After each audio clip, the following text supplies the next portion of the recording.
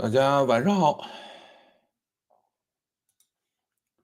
终于拿到国内 offer 了，可以不用继续待在美国了，给老范开个会员庆祝一下啊，好吧，庆祝一下也算是有了一个新的开始，这是要回来了，哎呀，估计现在留在美国也没有那么容易，是吧？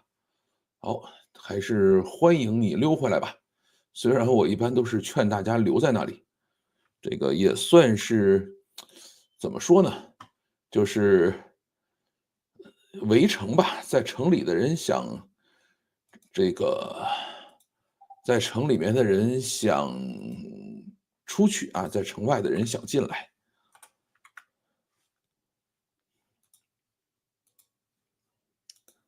好啊，那么有会员了，我们就可以发小扳手。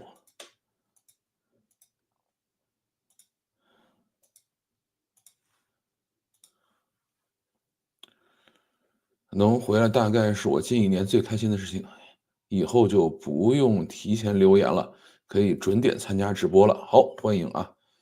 这个常州人啊，欢迎来常州玩有机会请喝茶。哎呀，我还真的希望去常州转一转，等你溜回来吧。这个下周离职，回国前打算去台湾玩一圈请问老范什么美食和景点推荐？我去台湾都是出差去的，对吧？所以对于台湾的景点就真的没什么可推荐了。至于美食的话，我觉得台湾什么都挺好吃的啊，只是你还是要小心。反正我在台湾吃东西是拉肚子的。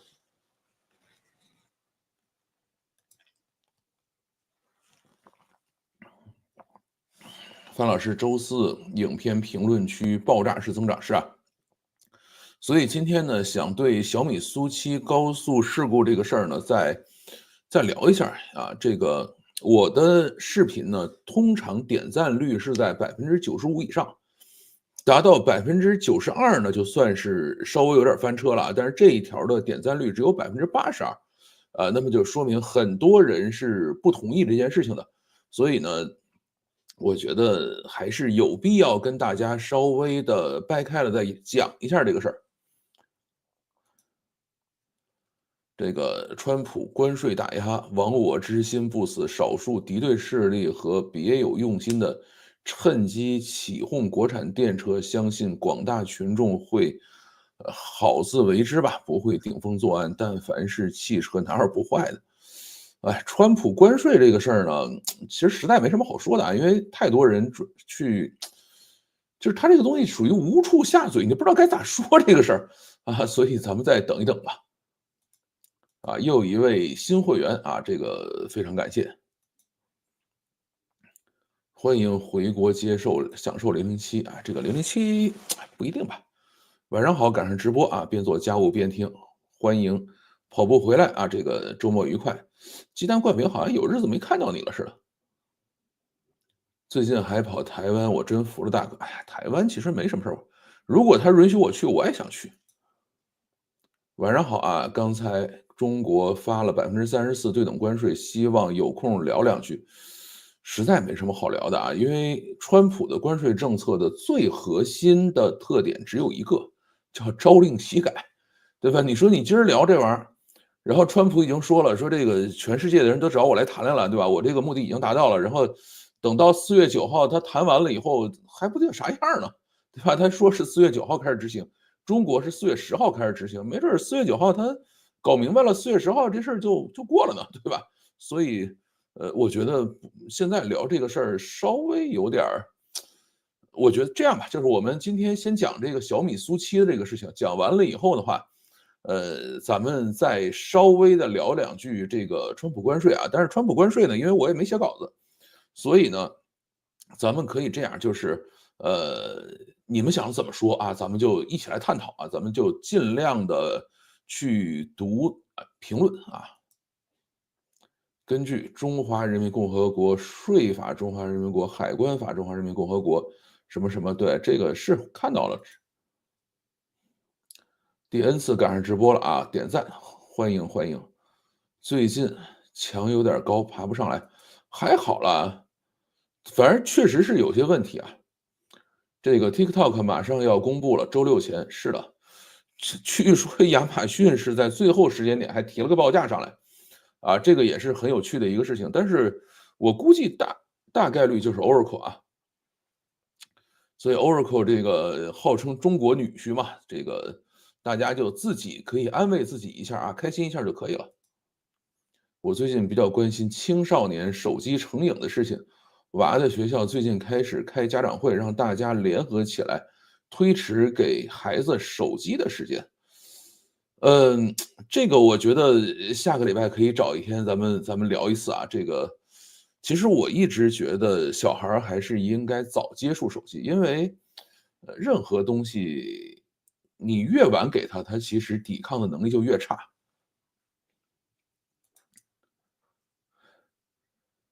共识傻逼的共识也是共识，国内的平台这些事情就是粪坑。反正我是敬而远之，哎，这个倒也不至于了，国内的平台还是可以看到一些东西的。回到国内，终于同时去听老范直播了啊，欢迎。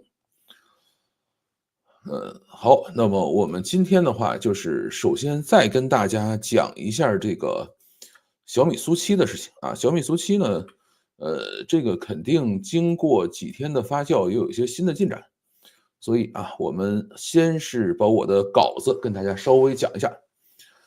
大家好，欢迎收听老范讲故事的 YouTube 频道。今天咱们继续讲一下小米苏7事故后续可能的影响。首先分享一下当前的进展。还在等待官方的报告啊，就是目前为止官方报告没出，而且这种报告的话，可能需要几周甚至是一两个月的时间才会出来，所以没有那么快。那么所谓的官方报告呢，可能主要是两个东西，一个呢叫交通事故责任认定书，一个呢叫火灾原因分析的认定书啊，主要是等这两个东西。雷军发生之后呢，骂声依然没有停下来，依然是骂声一片。然后在我的视频下面也是骂声一片啊，而且很多人说啊，这个是你前老板或者前老板的老板啊，所以你就一定要这个跪舔啊，一定要怎么样，或者说啊，因为老范买了小米车了，所以一定要支持。我觉得我应该还不至于说买了谁家的车就说这车一定好这个程度，对吧？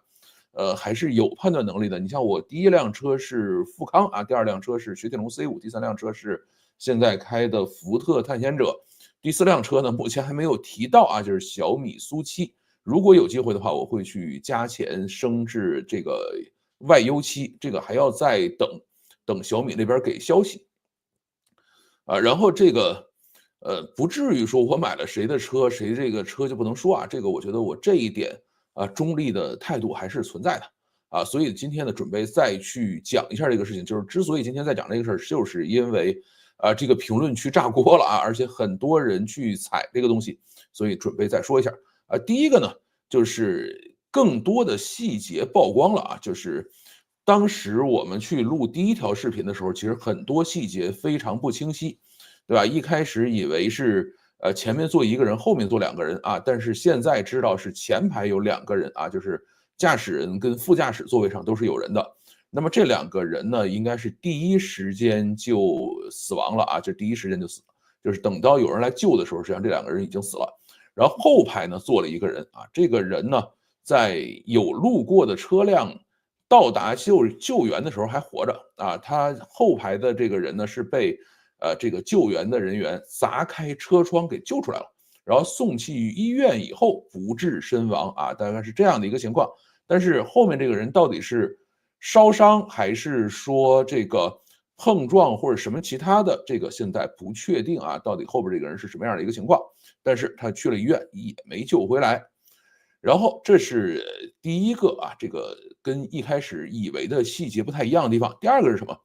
这个车辆是在人为操控下猛打方向撞向了侧面的护栏才发生的事故。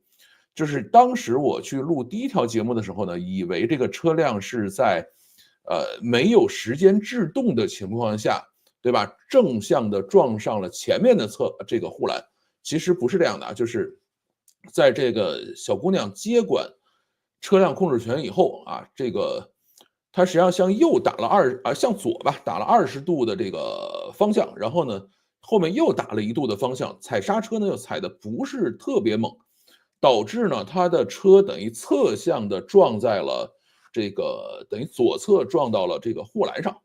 那么这些护栏的话，直接把汽车的前梁撞断，然后把这个整个的车底整个就这个扎烂了啊，这个它等于是这样的一个事故发生的。所以呢，现在信息暴露出来以后，国内的风向其实也在转变，这个呢应该属于是人为操控失误的一个结果。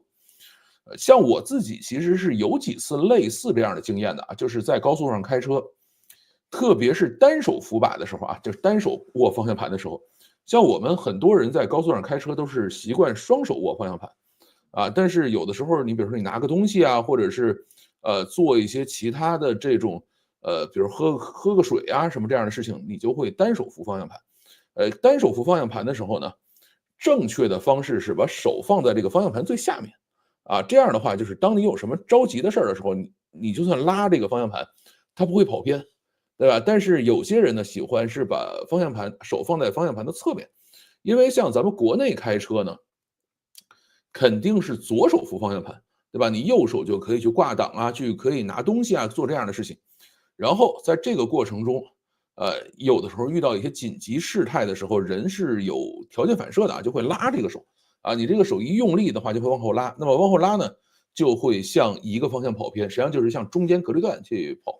那么你往中间隔离带跑了以后，就是我自己大概干过2、3次啊，跑进去了，然后就赶快再拉回来啊，另外一个手赶快再拉回来，那么一身冷汗，然后就觉得那个心通通通通在那儿跳这个因为我自己是亲身经历过的所以呢，他这个事情应该是小姑娘慌了这个要求她接管了以后，她接管到了这个车，马上打了20度。20度呢，其实还是挺大的一个数字因为在一个116公里每小时的这个车速下，你要打了20度的方向盘的话，这个车就已经发生了很严重的这个偏斜因为它速度快，你要是速度慢的时候，你打20度其实没多少，但是速度快的时候打20度是很危险的。所以1秒钟就直接撞到这个隔离带上了是这样的一个情况。像我原来有一个老板也是以前的一个老板，叫陆达他是清华同方光盘的总经理因为我是在1998年吧，是进入到清华同方光盘这个公司里边去他其实原来是也是清华下边的一个实验室他们下面做了一个公司。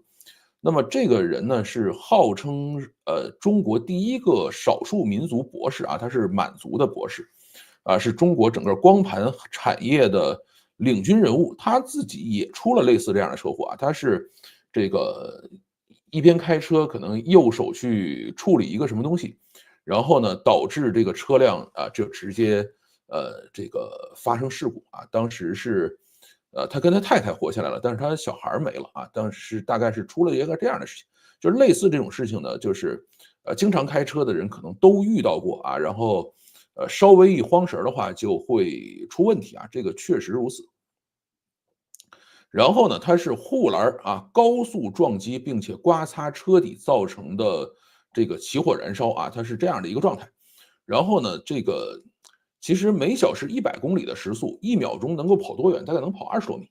而小米苏7的这个普通版，从100公里每小时整个刹停需要多长时间呢？大概是需要不是多长时间大概是需要30几米的这个距离，你就可以把一个这个100公里每小时的这个小米苏7整个停下来，对吧？它是做过测试的。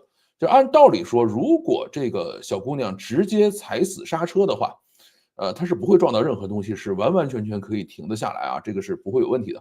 只是呢，它操作上有一些失误然后至于说对于小米的这个NOA 系统，或者说这个叫辅助驾驶系统这块呢也有一个新的这个细节曝光出来了，是什么呢？就是在这个道路施工的这个地方它是在很远的地方就开始设这个减速标牌上面有告诉你说这个地方是限速80、限速40，它等于一路上是有这个标牌了。只是呢，这个标牌可能没有光照去照它，但是按道理说呢，小米苏7虽然是纯视觉版本它没有激光雷达，其实激光雷达也不会看标牌，它应该能够看到标牌，就是靠车灯的照耀可以把标牌看到。然后呢，这个自动驾驶系统或者叫辅助驾驶系统呢，应该已经可以按照标牌去减速啊，在这个限速范围内去行驶。但是呢，小米苏7的 NOA 并没有去做这个动作，啊，到底是为什么？这个可能还要再等着小米去解释啊。按道理说，它应该有这个能力的，啊，你就是两边有这个限速牌，你这个车应该自动减速，而不是说到最后了，快要该拐弯的时候，你突然去提醒小孩说，你现在要脱离 NOA，要开始人工接管，而不是这样的去做，而且是在最后的是116公里每小时的速度啊，这个不应该的。这是目前啊新暴露出来的一些细节，然后还有一些细节呢是现在没法去证实啊，就是疑似驾驶员的男友和驾驶员之间呢一直在进行微信聊天，因为有人呢晒出了他们两个在等于驾驶员在开车期间啊聊天的微信记录，就是他是有时间的嘛。但是呢，这个证据呢，并没有被官方所确认，所以有很多人说这个，出事故也好，前面这个小米苏7也在提醒驾驶员他注意力分散，双手离开了方向盘，对吧？这几次提醒呢，应该是在拿手机回微信，对吧？那么现在也有人认为这个是一个，可能造成事故的原因吧。啊，这个要等待进一步确认，当然也有可能就永远不会确认了。另外一个事实的进展是什么？就是小米呢已经跟家属会面了啊，就是两边见着人了。一开始呢，家属抱怨说小米没有联系他，也没有进行道歉，也没有做任何的表示。啊，那么小米的当时的表态是什么呢？就是说我是不能单独去找你的，我也不能直接找到你。其实小米肯定有能力找他，这个没有任何问题。那么多记者都找到他了，小米说我现在要找的这人没毛病，但是小米说我不找你。小米的意思是我要去找警方，对吧？警方来安排我们双方见面。如果警方不安排，我就不见你，对吧？他是做了这样的一个处理。所以呢，当时小米说，哎，我这个现在在等待警方安排，说我已经跟警方说好了，我可以见了，但是警方没有通知我去见面。现在呢，应该是4月4号，据说是上午他们已经见到人了。那么见面了以后，到底谈了什么？现在并没有发出来啊。然后还有一个新的情况是什么呢？就是家属已经清空了与此事相关的所有社交媒体内容，就是他们发了有微博，发了有一些其他的社交媒体的信息，就是跟这个小米苏7事故相关的信息，目前已经都清除了，没有了。啊，这就是现在补充的一些事实情况啊，包括这个男友跟这个驾驶员之间的聊天的信息啊，这一部分呢，我也跟大家讲清楚了，没有经过官方认证的这个信息，但是呢，外面在传啊，因为现在制作这个微信聊天截图有专门的软件，对吧？所以没法去确认它是不是真的。再往后呢，是可能对事故的一个认定和这个赔偿的问题啊，到底会是什么样的一个情况？现在呢，应该有些文件已经被签署了啊，这个为什么呢？就是签署文件了以后，通常才会去删社交媒体，就是前面啊，这个华为问界，然后蔚来、比亚迪都出过类似这样的事情。然后在签署了赔偿协议之后，哈，不一定是赔偿协议，但是签署了一定的文件之后，对吧？那么都会去将相关的社交媒体清空啊，这个应该是属于保密协议的一部分。现在呢，赔偿应该没有确定，因为责任没划清楚嘛，所以应该还轮不到谈赔偿的时候。但是呢，这个保密协议应该是已经签署了啊，因为他现在继续在上面去发各种信息出来的话，会影响司法公正啊，会有这样的这个嫌疑，所以通常呢会先去这个签保密协议啊，家属清除所有社交媒体呢，这个应该是保密协议的一个要求啊。还有一个原因是什么呢？大家也在猜测啊，就是家属清除所有的社交媒体，是因为跟小米在一起折腾事情，很容易被网暴啊，这个也没有任何办法，就是小米本身的流量，包括雷军的流量实在太大。啊，你在这个里边有各种各样的好事者，有人说，哎，我希望看着雷军倒霉啊，也有人觉得，我就是这个很崇拜雷军啊，你们任何人敢说雷军不好，我就要去网暴你。所以呢，这个你在这样的一个风口浪尖上啊，很容易被网暴的。还有是什么呢？就是3家人的信息，就是车上坐了3个这个小姑娘嘛，已经越来越多的被扒出来了，对吧？那么他们也不希望自己的生活完完全全的暴露在闪光灯下，而且家里边的老人呢，到目前为止还不知道出事儿了，对吧？一般在这种时候都会瞒着老人嘛。那么如果有更多的信息被暴露出来以后，那么这个家里老人有可能也会承受更大的打击吧，所以啊，他们现在就选择了闭嘴。从过往的案例上看呢，类似这种碰撞啊，车厂承担责任的可能性是很小的，因为前面特斯拉也出过类似这种事情啊。特斯拉在美国是很早之前就因为这个 FSD 出过事儿啊，当时我记得刚出事儿的时候，我们还找了专门的这个智能驾驶的专家来给我们解释这事情到底是怎么出的啊。他就讲说当时是一个大卡车啊横在一个马路上，他直接开过去了，他把这个集装箱认成了一个上面的这个警示牌或者是路牌啊，所以就直接冲上去了。它只能识别这个物品是这个大小，但是没法识别上下的一个位置啊，它能识别远近啊，就一点减速没有，直接撞上去，然后人也死掉了啊。那么特斯拉当时应该也没有为这个事情去承担什么责任啊，因为特斯拉说了，我这个是在封闭道路上使用的，而且我已经跟你说的很清楚了，你必须要去这个不能睡觉啊，必须要双手扶着方向盘，还要保持警醒，对吧？这个所以我不承担这个相关的责任，对吧？这是当时特斯拉的事情。然后比亚迪，问界、蔚来在过去的2、3年中啊，都是出过2、3次，跟自动驾驶相关的这种案例吧，就是有死伤的案例啊，不是说只是刮擦了一下，都是有死伤的案例，都没有承担任何的责任，最终都认定车企无责。为什么呢？因为在车辆设计、审查、上路、广告宣传都是一个很完整的流程。现在大家上路的都是 L2啊，就是 L2，就是说你必须人要坐在方向盘后的手要搁在方向盘上面，还要时刻警醒的这样的一个标准。虽然它在宣传的上面可能有一些诱导吧，因为它不会说明确的告诉你你可以去睡觉的啊。除了余承东会告诉你说你可以去睡觉之外，其他人一般不会这么讲这话。对吧？都是告诉你说这个玩意儿没那么靠谱，你要这个双手扶方向盘，对吧？然后目视前方，然后你如果是发现你注意力不集中，我还要提醒你，对吧？都是这样来设计的这个东西。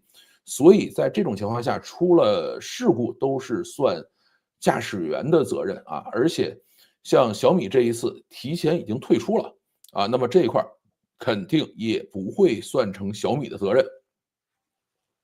而且它这个车设计了以后，你能够审核上路，因为中国的任何车辆要上路的话，是先要到工信部那边去审核备案的。能够审核备案上路，就说明你这个车设计是被中国甭管是交通部啊，还是工信部啊，还是哪各个部门，它是认证过的，你这个车是可以安全上路的。那么如果说你这个车设计有问题，那整个的审核过程都有问题啊，所以这个是不太容易去认定车企有问题的。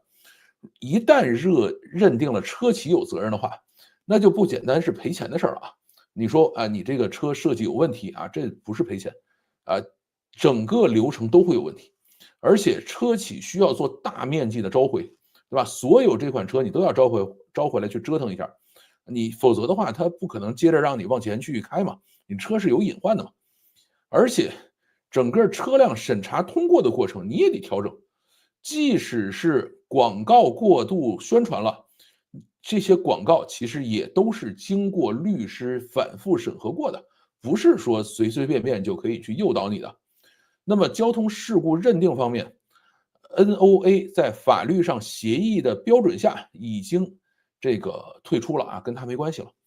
最后的操作是驾驶员的误操作啊，交管部门是不会去判定车辆设计缺陷和质量问题的，这不是交管部门的事儿，对吧？这个事情应该是能够让这个车辆上市行驶的这个甭管是工信部还是交通部或者什么道路运输什么这些人，他们去判定的啊。他们前头既然已经让这个车上市了，那么他们认为这车是没毛病的，所以呢不会在这个环节上确定车有问题。至于说火灾分析报告里头，只要车上或者是施工现场上没有其他的易燃易爆物品，那就是电池起火，应该不会有什么其他的原因。它的底盘呢是比亚迪的磷酸铁锂刀片电池，设计的时候呢是并没有计算到底盘会反复的在高速刮擦和贯穿的这个情况下会怎么样啊？因为没有人会做这样的设计。刀片电池呢，你如果做单点啊，把它打穿了，其实是没事了。它的温度升到60°C就不会再往上升了，它也不会起火。但是你一次性击穿了太多的电池的话，这个还是会起火的，这个是没有什么办法的。至于说爆燃这个事儿呢，其实并不准确啊，因为路过的车辆还能够砸开车窗去救人，那么应该前面已经开始燃烧了，但是后排座椅并没有燃烧啊。如果后排座椅已经开始剧烈燃烧的话，那么其他救人的人也没有办法去把后边打开啊，打碎掉，然后去把人再拖出来啊，这个事儿是搞不定的，对吧？他还把人弄出来了，然后他是10:44发生的事故，然后到11:120的救护车就已经到现场了，然后这个后排的小姑娘，按照现在的报道看，应该是11点坐上了救护车，活着到了医院，在医院抢救无效才离开的。对吧？所以呢，爆燃这个事情并没有那么准确。那么最终的赔偿呢，还是要等官方认定出来。大概率呢不是车厂的责任 ，NOA 已经退出了。道路施工方呢，大概率也不会承担责任，因为它的标记距离是足够长的，标记也是规范的，有足够的灯光照明。NOA 系统呢也识别到了相关的标志，它虽然没有减速，但是呢，他发现有问题，然后自动退出了，也提醒驾驶员接管了啊。NOA 已经做了他该做的事情，驾驶人的误操作全责的概率是最大的啊。至于驾驶员跟乘客的这个家属，如果不服事实的这个责任认定的话啊，不服这个事故责任认定，可以自己去鉴定啊，再去上诉都是可以的。现在呢，里头还有一个小的细节，因为上一次呢没好意思讲是什么，就是他的乘客这2个人有可能会去起诉驾驶人，但是这个事儿呢，这个就是很麻烦，为什么呢？因为这个也没有去形成这个契约关系，就是说我送你们去，其实也是一个出于好心啊，或者是帮助朋友。那么在这个过程中呢，其实大家并没有形成这种承运啊，乘客跟运输人之间的这种契约啊，所以出了事情以后，因为3个人都没了，你现在找人去负责这个事儿到底对不对？还是一个比较灰色的地带。现在呢，这个驾驶人的父母已经又做了一个新的决定，说这个驾驶人这个23岁的小姑娘，对吧？这个放弃继承权。啊，什么意思？就是虽然这个小姑娘算成年吧，大学还差1年毕业，她应该没有什么财产，但是呢，如果这个小姑娘放弃继承权的话，她的所有债务也不会被继承，也不会有什么其他的问题。所以，如果这个乘客的家属去起诉这个驾驶人，啊，那么他的家庭是不会受到相应的连累的，哪怕说判败诉了，说这个驾驶人需要赔多少钱，那么人死了啊，这个其他人跟他没关系，他没有继承权，大概还做了这样的一个操作，这个也是一个很奇葩的事情。现在如果真的是乘客去起诉驾驶人的话，那以后可能就真的没有任何人敢去说有朋友说我带你需要去一个什么地方，我去送你一下，这事儿就没人敢干了啊。所以这个也是新的一个进展。那你说小米有没有可能给一定的赔偿呢？有可能啊，但是这种赔偿即使是做了，也是私下的，而且呢，这个赔偿通常是跟保密协议一起的，就是他到底赔没赔，赔多少钱，永远不会被外边知道，因为是受保密协议的约定的。很多车厂呢都会用这样的方式去处理问题，包括前面的华为啊，包括这个比亚迪都是这么去处理的，就是那些还是开着这个 NOA 啊，开着这个自动驾驶的情况下直接撞上去的，出了事儿啊，这个车厂都通过类似这样的方式，让这个家属闭嘴，而且不再进行上诉啊，都把他这个事情做完了，所以应该是私下会有一点点赔偿。那么雷军的回应到底算是一个正确的做法吗？因为雷军的回应算是在同类事件上开了先河了，对吧？还有人说，雷军你们怎么可以过了2天才回应？雷军是所有这些自动驾驶汽车的企业里头出了类似这种交通事故，第一个出来为事故做回应的创始人和 CEO，其他人都没干过啊，包括特斯拉啊，这个比亚迪、蔚来、问界，所有类似这种有自动驾驶的这个车辆啊，智驾出了交通事故。有这个人员伤亡的交通事故，都是这个，比如说公关部啊，或者是法务部出来进行协调，对吧？从来没有哪一个公司的 CEO 啊，创始人出来去回应的，包括特斯拉出了事儿，马斯克也是绝对不会出来说任何一句话的，对吧？那么雷军这个事儿到底做的对不对？这个官方公关部门回应呢，这个是一个正常操作啊，这个创始人出来回应，这个是第一次。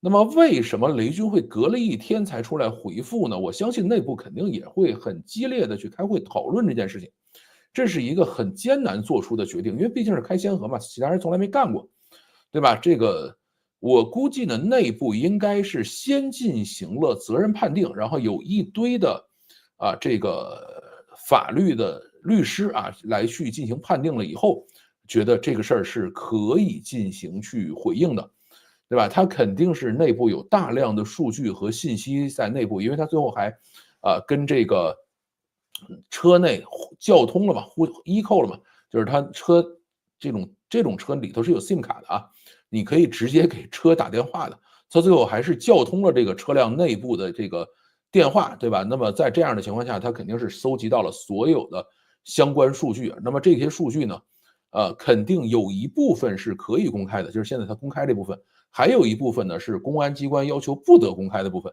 对吧？那个部分是不是可以公开，或者什么时候公开，要听公安机关的。那么雷军肯定是拿着全套的数据进行判断了以后，觉得这个事儿大概率不会有小米的责任，才会出来回应，对吧？才可以出来硬气的说，我们不会逃避任何责任啊，该是我的事儿，我一定会去把它承担起来啊。所以这个应该是做这1天等待雷军和内部整个的团队再去思考和讨论的这个过程。那么，这肯定不是第一次智驾相关的车祸，也绝对不是最后一次。那么，创始人 CEO 直接回应呢，肯定是把前面的都比下去了，对吧？你们前面都没人敢回应啊，我来了，那也给后面再出事儿的这些智驾车企留下了一个难题：以后再出事儿了，你老大是不是要站出来回应，对吧？这个对于大家来说就是一个两难了。雷军回应的效果怎么样呢？最开始肯定是骂声一片，股价暴跌。我呢还专门去问了小米负责给我做交车的这个客服代表啊，因为我买了小米车嘛，现在还没有交，专门有一个人是负责联络我给我交车的，我就去问他，我说是不是有人去退车？他呢并没有给我正面的回复，只是说，3个年轻的生命离开了我们，这个事儿非常遗憾。我估计呢，这应该是他们内部培训的一个标准话术，对吧？可能是有人去退车了。那么一些人呢也很癫狂啊，四处去喷啊，说雷军不行了，小米不行了，车不行了。这个我觉得在没有出结果之前啊，就显得自己就知道什么事情了，也没有什么必要，对吧？还有一些人呢说这个原本计划要买的啊，现在看不能买了，说这话的人呢还是一个工科的博士啊，理工科的，这个我觉得理工科基本上都学到狗肚子里去了啊。现在在这个逐渐反转就是整个的这个声音，其实在4月4号已经开始反转了。第一个米粉雷粉还是很多的啊，这个雷军也是做了这么多年啊，一定会有米粉雷粉。但是我自己不承认我是米粉雷粉我只是觉得有些事儿做的还可以，但是给雷军打工还是挺辛苦的一个事儿。现在呢，小米在所有的车企里边肯定做的还算是比较好的，在质量和智能驾驶这方面呢，小米应该没有特斯拉做的好，这个事儿还是要承认，雷军自己也承认。但是呢，应对问题的态度，至少在这一次啊，雷军的这个位置肯定做的还是要超过特斯拉的，对吧？出了事儿了啊，创始人 CEO 自己站出来说，我认啊，这个马斯克没干过啊，这个其他余承东啊，或者是什么比亚迪啊，或者什么未来什么李斌、理想啊，什么这些人都没干过啊，这个雷军是头一个。那么最终会不会把坏事变好事儿？大概率会。从小米撞车，车主在旁边发朋友圈，这个时候呢，就已经算是一个好事了。就是前面小米撞了很多车了，不是头一回撞，只是呢，大部分都是车主没事了啊，车主就是小米搁那儿啊，这个撞的一个稀烂，然后车主在旁边发朋友圈呢，对吧？这个因为小米那个车做的特别结实，现在发展到什么呢？只要小米出事了啊，这个创始人会亲自出来回复，这个又算是遥遥领先了一把，对吧？比别人做的要好一些了，啊，这个一定会坏事变好事。雷军呢，其实是在开炮，就是他出来做这个回复，一定是承担巨大的风险的，对吧？那么雷军为什么要去开这个炮？小米在智驾这件事儿哈，在国内都不算领先的啊，它国内其实做的最好的是华为，啊，这个你别看他天天喊遥遥领先，我们有的时候觉得挺讨厌的，但是从技术角度上讲，华为的智驾在国内绝对是第一流的，对吧？那么小米在这块要稍微差一些，在中国现在能够跑的智驾，FSD 肯定是第一名啊，第二名应该就是华为，然后再往后呢是像什么理想啊、小鹏啊这些公司，然后才是像小米这样的公司啊，小米是要在比较靠后的一个位置上。华为呢，其实希望依靠模糊的宣传、舆论的把控，直接撑到 L3落地啊。他是希望出了事儿我就把它摁下来，对吧？然后不停的说这个事儿没问题啊。就是余承东就说你们开车可以睡觉，没关系的，这就是余承东说的话，对吧？那么现在不行了啊，雷军把窗户纸捅破了，说 L3落不了地啊，这个东西没有那么容易搞定啊。那么现在等于大家回到了同一个起跑线上。在这件事情上，现在大家都是在拿余承东前面的这些话的截图啊来去比较。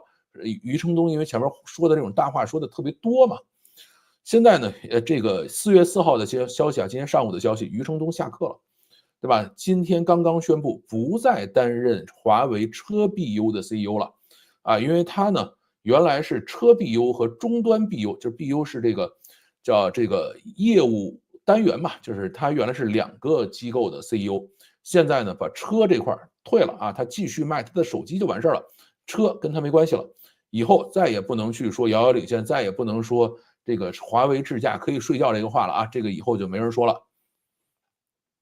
现在啊，华为车 BU 的业务啊，原来从华为100%控股，到现在呢，华为80%控股啊，有20%的股份呢被阿维塔跟赛力斯各自10%买走了，所以呢，这个以后就不是余承东在管了。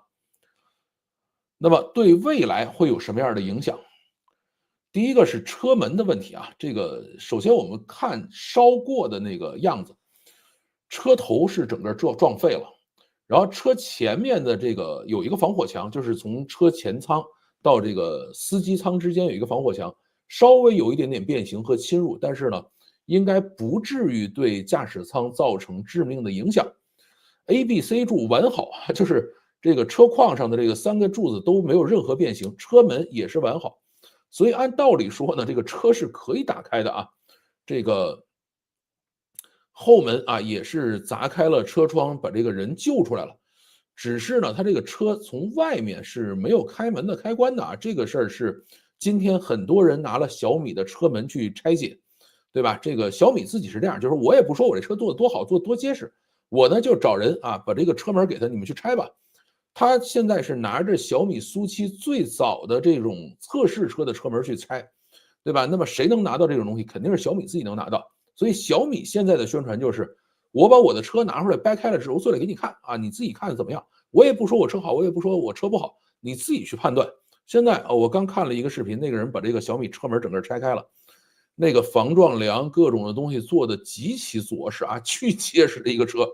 那么现在最大的问题就是车门从外边打不开啊，就是一旦是车这个解锁了以后啊，或者车这个出了问题以后，你外边没有任何的机械把手，这个呢，其实不仅仅是小米的问题，就是很多新能源车都是这样的问题啊，都没有车外边的这个紧急把手，除非是老牌子车啊，你比如说大众，对吧？大众做的什么 ID.4啊、ID.6啊这样的车，这是老牌汽车企业，它就会在外面做这个机械把手，它做电子把手之外还做一个机械的。新势力啊，就没做这个东西。那么如果要改这个事儿呢，就需要改变国家强制标准，需要大量的车厂进行大面积的召回，而且有些车我估计你召回了以后你都没法改，不知道该把这个东西放哪儿去，对吧？所以这个不是那么容易做的。有可能呢，这一次会促进一个什么事儿，就是这个国家会设立标准啊，在某年某月某日以后再出厂的车，必须要在车门外面加这个机械把手。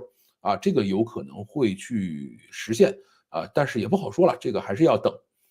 这是对于车门的影响啊，另外一个是对于 NOA 系统的宣传误导这块呢，也是需要纠偏。这个其实才是雷军这一次亲自出来去应对这个事情的一个主要目标，对吧？他原来的这块比别人差，那么现在说，哎，咱们大家都一样，都是 L2，谁也不比谁强多少，对吧？咱不能再去宣传这个 NOA 可以睡觉这个事儿了啊，不能再讲了。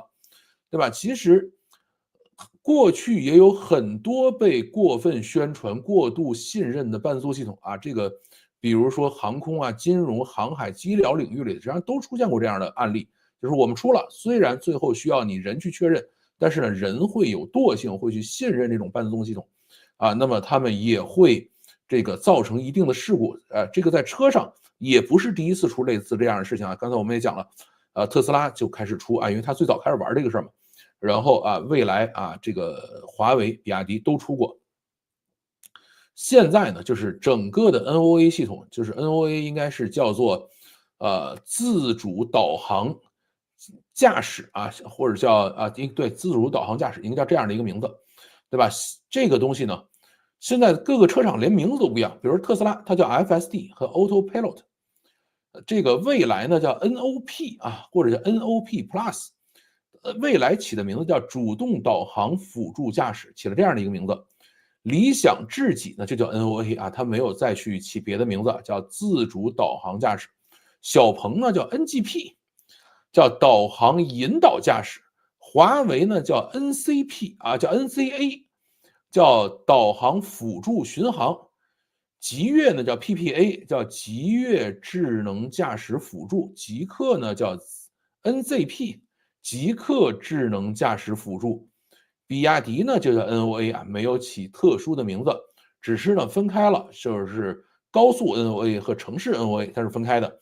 小米呢跟比亚迪是一样的，就是高速 NOA 和城市 NOA， 所以大家连名字都不一样，对吧？你让去买车的人说这个到底谁比谁强点，谁比谁差点，然后每一个卖车的人都说，哎，我这个比别人强一点，所以就搞得晕头转向的特别是还有于大嘴这样的人，每天说你可以开车睡觉那么这个肯定是不行了，未来肯定还是需要稍微的统合一下。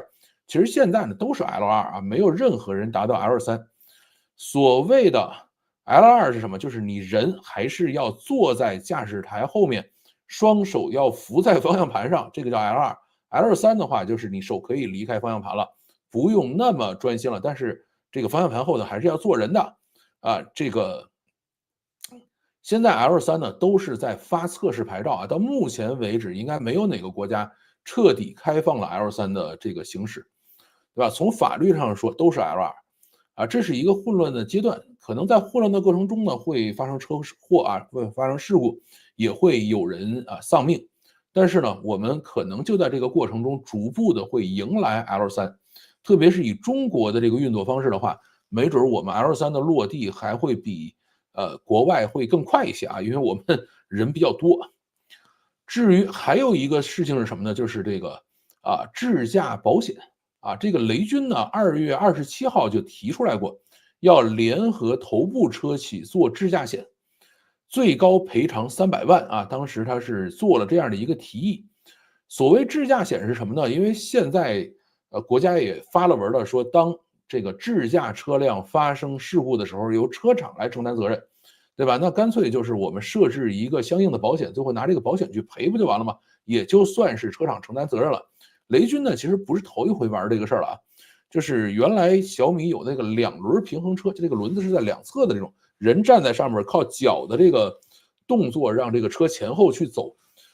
雷军当时去看这个车厂的时候啊，就是他去体验产品的时候，把自己摔了啊，摔的还挺惨，摔的这个手啊什么全都磨破了。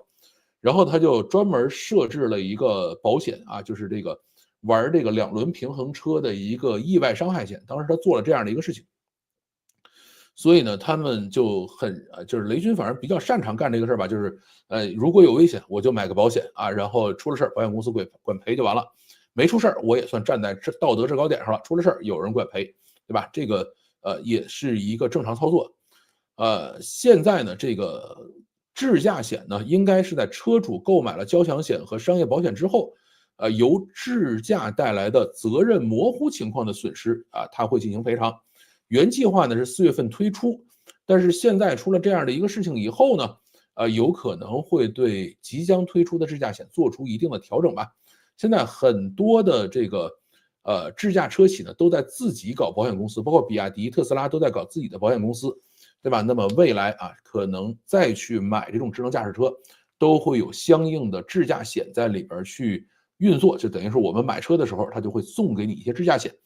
这就是这一次可能是，呃，关于小米苏7在安徽这个车祸的一些后续，以及呢我们对未来的一个可能变化的一个设想吧。但是呢，讲到这儿还是要强调，目前为止，这个官方的鉴定结果没有出来，对吧？很多的细节还在每天的向外慢慢的冒出来。所以过一段时间是不是会有一些新的变化，现在不确定。我也不能说这个事情就小米一点责任没有或者什么样的也不能这么去讲这个事儿，对吧？但是我觉得从现在造车这个情况上来说，从造硬件的这件事儿来说小米车还是足够结实的，对吧？发生了这样的碰撞整个的车的这个车厢轿体吧，就是坐人的这部分是完整没有变形的，虽然烧掉了但是呢整个没有变形还是很结实的。至于其他的部分那么我们人开车也出这样的问题那么有自动驾驶参与了以后，是不是会让这个概率上升或者概率下降？这个呢，只能是进行逻辑分析它没有办法进行统计的一个结果分析，所以也就是这样的一个当前的一个状态，这应该是一个中间的模糊状态吧，可能在未来的1到2年之内。很多车企就会进入到 L3那么这也是最后一波车企了，再往后可能就都是像这个无人驾驶出租车这个Cybercab 或者都是叫 Robotaxi都是这种东西了这可能就是最后一波了。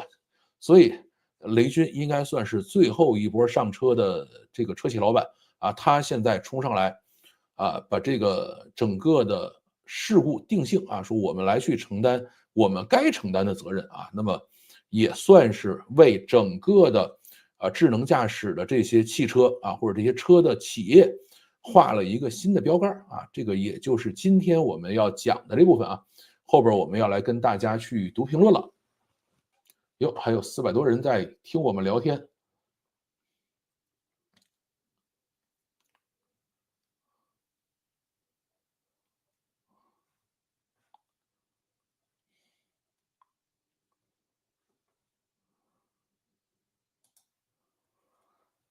这个看过了这个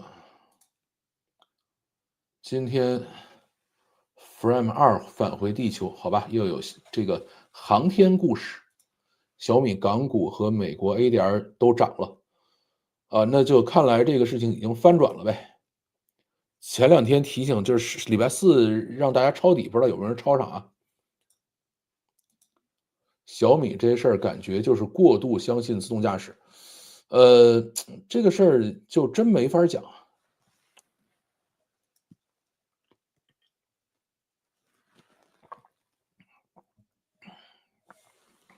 说实话，那个差1秒让人接管，基本上等于没提醒，还不如不提醒。睡梦里赏一个痛快。这个事儿是这样，就是，他虽然是提醒他以后1秒钟就发生事故了，但是如果正常处理的话，人应该是可以反应得过来的。就是他离前面这个它等于是这个往前走需要拐弯嘛，需要向左转嘛。那么它离前面真正需要左转那个地方还是有一定距离，在这个距离下，哪怕是你完全踩死了刹车，它都可以在发生碰撞之前可以停下来的。只是这个没有好好处理啊，这个它最后是侧面撞上去了，它是左侧撞上的，不是右侧撞上的。如果是真的没有给人反应时间的话，应该是右侧撞上。所以呢，这个是一个比较关键的事实点。还是给大家提一个醒，包括比亚迪今年推的智驾在内，我看了至少50加30个小时的智驾直播，目前共同问题是光线一暗，智驾识别有一定机会失败或者是错误。呃，更别提这次的事情是在22点，乌漆嘛黑的。是的，因为我们使摄像机也好，使这个照相机也好，我们其实是知道的，就是当车速很快的时候，它是110多公里嘛，接近120公里，而且周围很暗，对吧？那么在这种情况下，摄像头会干一个什么事情？第一个呢，就是要增加曝光时间啊。那你如果增加曝光时间不增加的话，你就要这个加大 ISO，就是把这个噪点加大。所以呢，现在就是说它前面到底有没有看到减速牌？然后看到减速牌了以后，为什么没有减速？这个是小米 NOA 前面应该是出的一个问题。现在呢，并不确定说他是看到了几个减速牌以后才让他去接管，还是说看到第一个减速牌、第二个减速牌以后就开始让他去接管。这一块呢，现在还没有更细致的信息出来。那么这儿呢，还是有一定的问题的。就是越黑的时候啊，速度越快的时候，越不容易看清楚啊。因为摄像头还有一个挺讨厌的东西，它需要对焦啊，这个也是很烦的啊。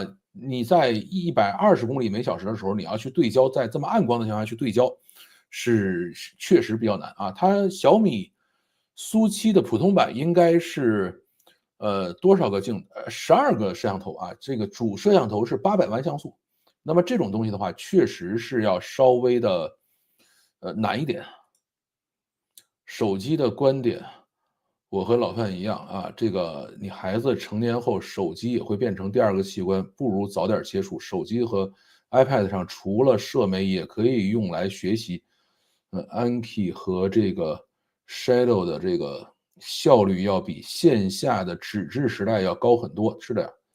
手机还是该用还是要用啊，而且它是这样，就是你如果不让它有一个叫做提前的适应的话，以后它可能更容易成瘾。啊，这个我记得以前我经常讲说，我为什么是个胖子，说是饿胖的，这个可能很多人觉得很可笑啊，这个其实一点都不可笑。就是我其实在小的时候呢，不至于说物资匮乏，但是呢，也确实是很多东西馋啊，吃不饱。每个东西呢都是说，哎，这个好吃啊，不能多吃啊，那个好吃不能多吃，不能让孩子吃饱了。就是我们家可能父母吧，这个打小就这么教育的。所以哪样东西好吃呢，我都没什么节制，只要看到好吃的东西一定要吃，因为从小被管大的嘛。所以这个一旦离开父母了以后，就很努力的去吃啊，各种的自助餐那简直是这个扶着墙进去，扶着墙出来这么一个状态。所以后面就搞成现在这个样子，啊，就是总是保持着旺盛的食欲和饥饿感。这个我觉得如果小时候就吃够了啊，看什么都不新鲜了，也许就不这样了。对，经历媒体发酵以后，以我一个安全从业者的经验来看，事故报告需要相当长的一段时间。是这样的，就是越是媒体发酵、关注度高的这个报告就越难出。这是调查惯例，需要搜集证据链，各个角度去验证事故发生的真实原因啊。如果舆论持续发酵并无法消停，有可能需要按照有关领导的意见来确定最终处理的范围啊，以及事故报告的结论啊，这个是有可能会有一些影响。但是呢，现在这个问题是它这个高速是在安徽段啊，如果高速是在湖北段，那就肯定没有任何问题了啊，因为雷军是湖北人啊，雷军是武大的，然后在这个武大的校园里拍的这个写真，然后给武大开的雷军班，然后像这个武汉，像什么这一是捐了很多的钱。所以如果这个事儿在湖北发生的，肯定会更偏向小米啊，这个一定是如此。但是呢，你发生在安徽呢，稍微好那么一点点吧。有些人开高速很奇怪，不会顺着方向盘，老是摆动过度，感觉一惊一乍的，特别是女生啊，这个就不太了解了。因为我们家只要开高速都是我开，我太太是基本上不怎么在高速上开车的。不是说不让上网，而是不要把手机拿到卧室里，呃，自居暗黑小角落看。小孩儿的自制力不如成年人啊！学校里3年级的小女孩儿已经开始有网络毒舌的情况了，小男孩儿开始看黄片，也不是看不看的问题，而是看多少时间啊！这个其实是个非常具体的问题，不能一锤子打死。是。但是怎么说呢，就是我们家其实小学好像是不怎么让他用手机的啊，到初中的时候，好像是到初中以后给买的。对，但是那个时候还早嘛，你们那个小。小学他们有些同学是有手机的，然后像我们呢是手机、平板儿什么就是从小就有。然后呢，主要的要求就是不允许黑灯瞎火看，啊，因为对视力伤害实在太厉害。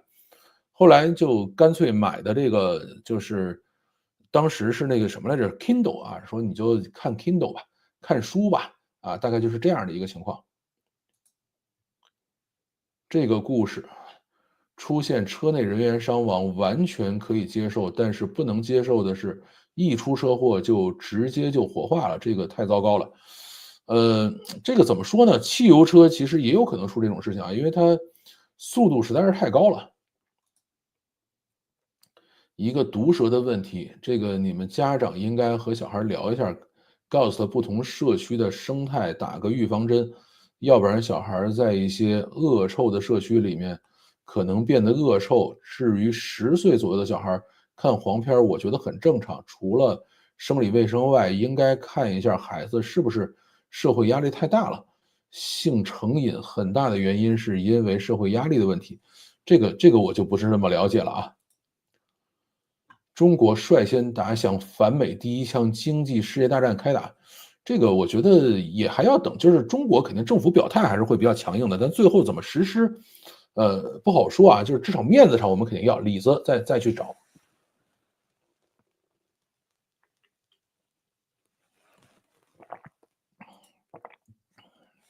看了几个小米甩尾的视频啊，不知道是不是和这个有关。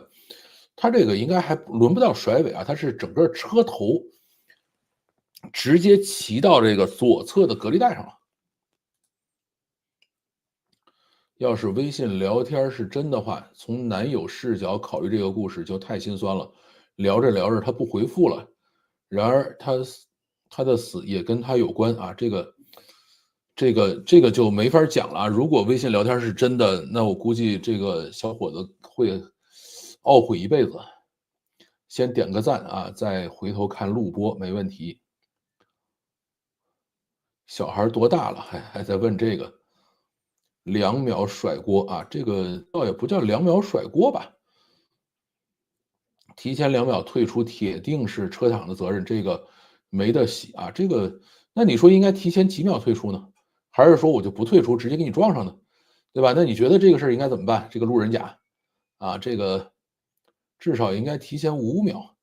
他可能是提前了5秒，只是你提前完了以后，这个驾驶人最后自己误操作了而已。而且提前的这个时间点足够，就是他这个2秒钟，这个车应该是开了40多米出去，然后发生了碰撞。这个车是完完全全可以在30几米就从100公里每小时刹停的，对吧？它有这样的一个能力，它也没有撞到前面的东西，所以我不觉得这有什么责任，一个必须由车厂来承担这个事儿。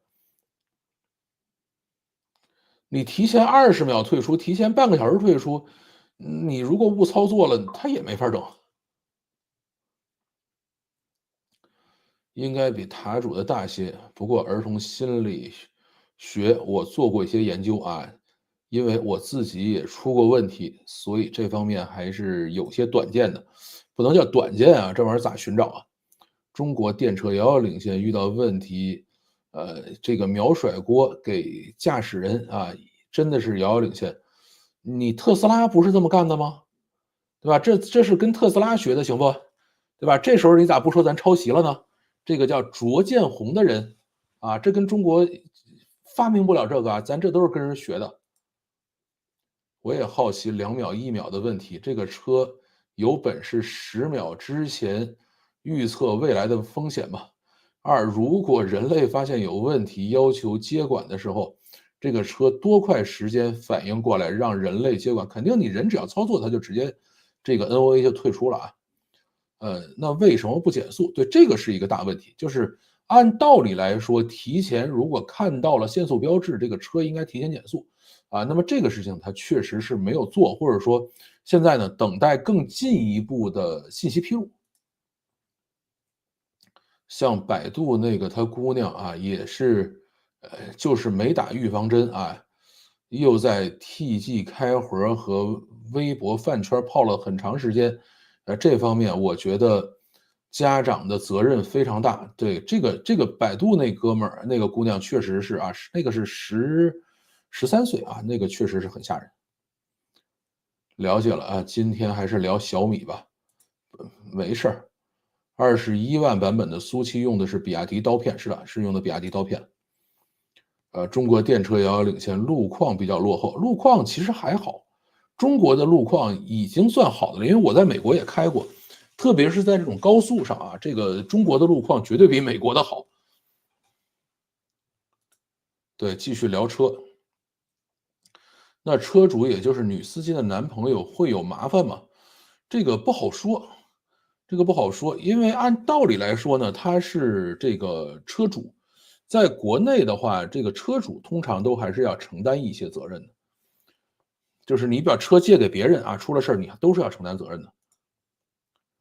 全责不至于，但是这个不好说啊。这个乘客起诉车主，又是熟悉的剧情。对，这就是中国奇葩的社会。但是如果你是比如说出租车啊，或者是网约车，你一上来我是为了挣你的钱，就相当于是这个形成了一个这个乘客跟驾驶员之间的这种客运的协议，那么你是要承担责任的啊，出了问题是要赔的。但是呢，这种就是我出于好心，我送大家，或者说我自己也要去，我就带着你们一块儿去了，没有形成这种利益交换的话，不好说这个事儿，就是很模糊。比亚迪刀片的电池好像比宁德时代的更多起火的，这个就不好说了。按道理说，磷酸铁锂其实是要比三元锂要安全，但是呢，这个比亚迪现在还是这个在这块儿也确实是问题稍微多一点点啊。这个宁德时代叫宁王嘛，肯定是要更厉害一些。车贷失恋比较麻烦啊，这个，哎，这个我觉得还是先去看心理医生吧。这个男孩儿啊，我都不懂啊，那个路况开那么快，那不就是找死吗？人的问题，现在的舆论都是怎么了？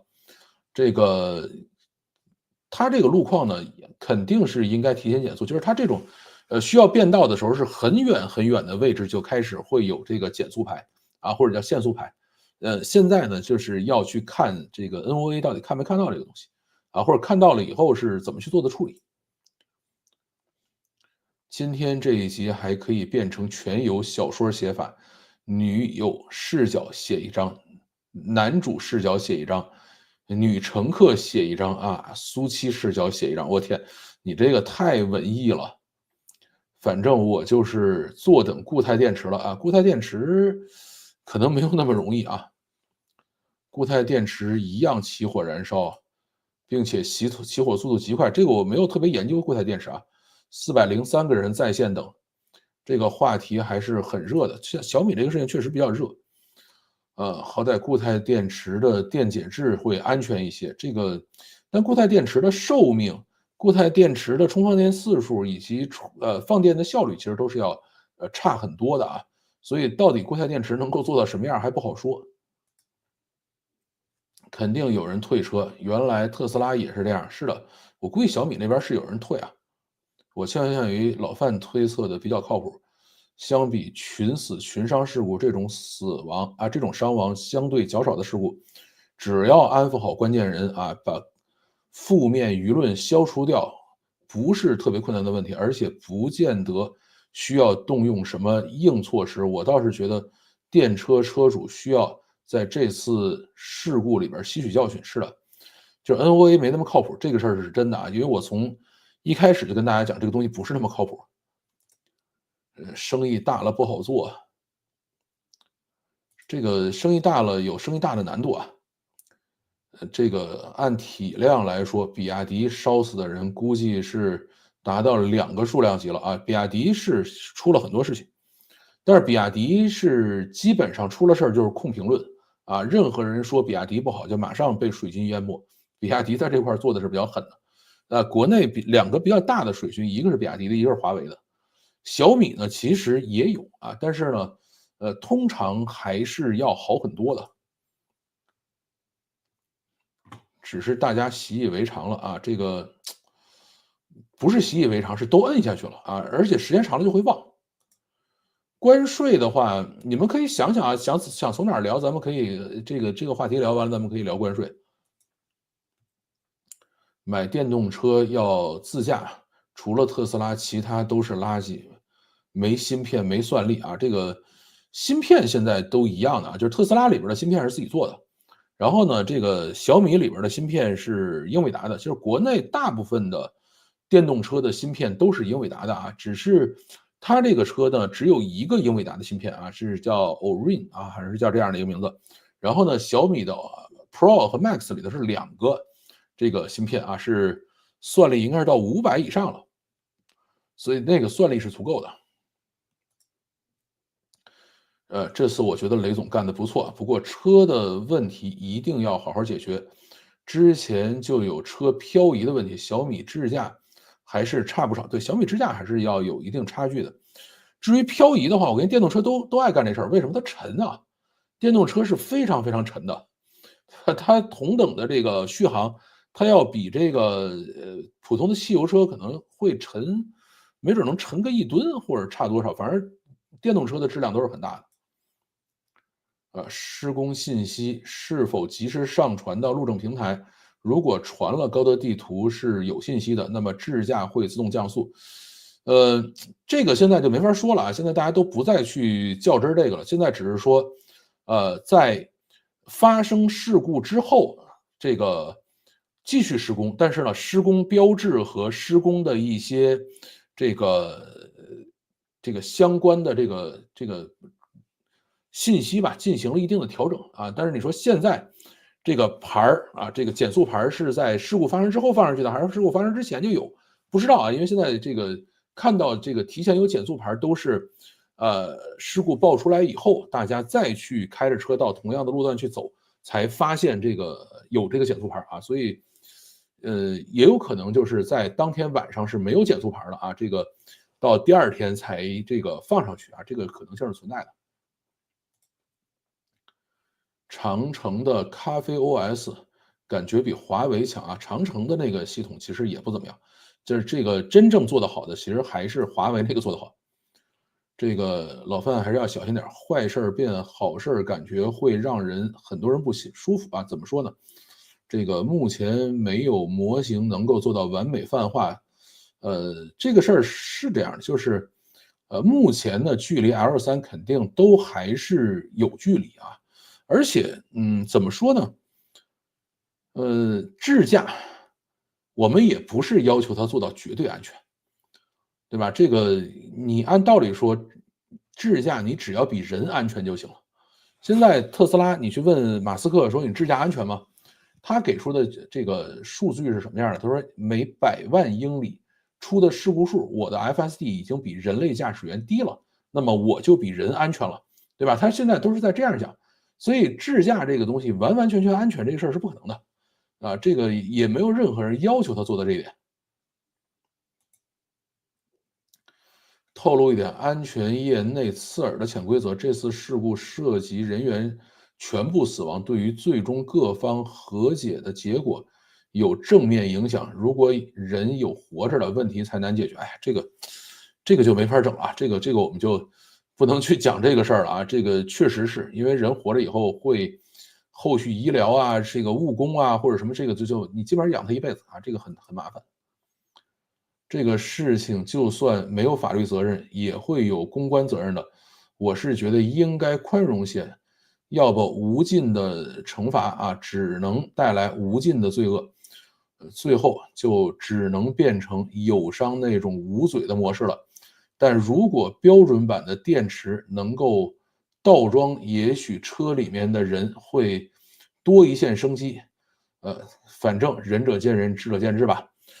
这个事儿是这样啊，就是你一个车在94公里的每小时的速度上发生这样的碰撞的话，呃，人基本上当时就没了啊。这个大部分的情况，人当时就没了，根本轮不到烧，对吧？它是这样的一个状态。如果这个车速再慢一点，比如说你到60或者是40公里每小时，它可能也不会熄火。所以它最大的问题还是速度快。灌饼的那个脑洞大了，哎，这个不是脑洞大，这个在国内确实是这样。甚至还有一些司机发现撞了人以后没撞死，会回去再压一次，对吧？这个就是人死了反而省事儿，因为他在中国是每一个人是有价格的，就是死一个人在司法上有判例，一个人多少钱啊？这个是有一个你说是生命无价吧，但其实在中国的这个司法流程上它是有价格的。这个很残酷啊，这个但是没办法。谁相信小米，谁不聪明。我啥也不多说了啊，这个没事儿，这个你可以谁都不信啊，你或者你告诉我你信谁，咱们看看你到底聪明到哪儿。车门这设计是真脑残啊！打车的时候日常找不到车门，关键这种设计完全没有提升性能和美感。是的，我也觉得很奇怪，就是车门外边还是应该有一个这个解锁的。后来呢，我今天看到一些人去演示这个小米汽车解锁这个就车门解锁的过程，我才知道它为什么这么设计啊，它很怪，它这个车设计。就是呢，它车门里头有一个这个机械开关，但是它这个机械开关呢是可以在车上锁的时候打开的，啊，它是这样的一种设计。按道理来说呢，应该是车门锁闭啊，车门关闭，然后呢上锁，上锁了以后，你像咱们的这个汽油车，你车门只要上锁了，从车里边打不开的，只有那个驾驶位那个位置是有一个联动，你可以直接拉开，是自动解锁开门啊，它有这样的功能。但是呢，其他的位置，特别是后排位置，它是绝对不允许你直接把它拉开的啊，甚至还有叫铜锁，就是我们可以锁住了以后，后排的那个车的那个机械把手都拉不开啊，都要有这样的设计。但是小米那个设计呢，是在车已经完全上了锁的情况下，它依然可以通过这个紧急开关把它车门拉开。这个呢，其实没有那么安全啊，这个设计是有问题的。它一旦设计了这样的这个东西的话，那么它在车外面如果给你留一个门把手，它就可以在车锁闭的情况下从外边给你拉开啊，所以它会有这样的一个问题，它等于一开始逻辑是错的。就车门锁闭一定是两重啊，一重是关门啊，一重是锁车。现在呢，这个要求是车辆发生碰撞事故断电的时候要解锁，但是呢不能开门啊，因为你开门的时候有可能会把人甩出去，所以你不能开门啊。那么它如果是按照这样的一个逻辑来设计车门的话，按道理说应该可以去这个在外边做一个机械把手啊。特斯拉在外面压下去就是这个机械式门把手了啊，这个但是这个你说的是特斯拉的 Model 3和这个 Model Y，Model X 和Model S 不是这样的，它是弹出式的，它如果不弹出来的话，你就拿它没招。这个安全行业的潜规则啊，像极了开大货车的，是的。这个话确实难听，但事实就是这么个事儿啊，是这样的。听朋友说，问界的车友群里面一堆人开车睡觉，是的，这就是问界是开车睡觉最多的，但是问界确实是国内智驾做的最好的。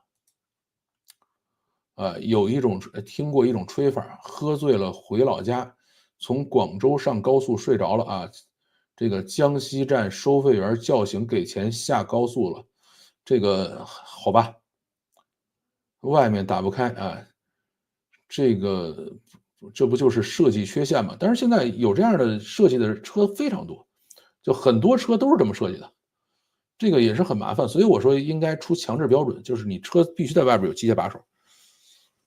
车门外有机械把手，能够强制开门是原来汽车行业的标准，但是现在都没有这个标准了，现在这个就是没有强制要求了。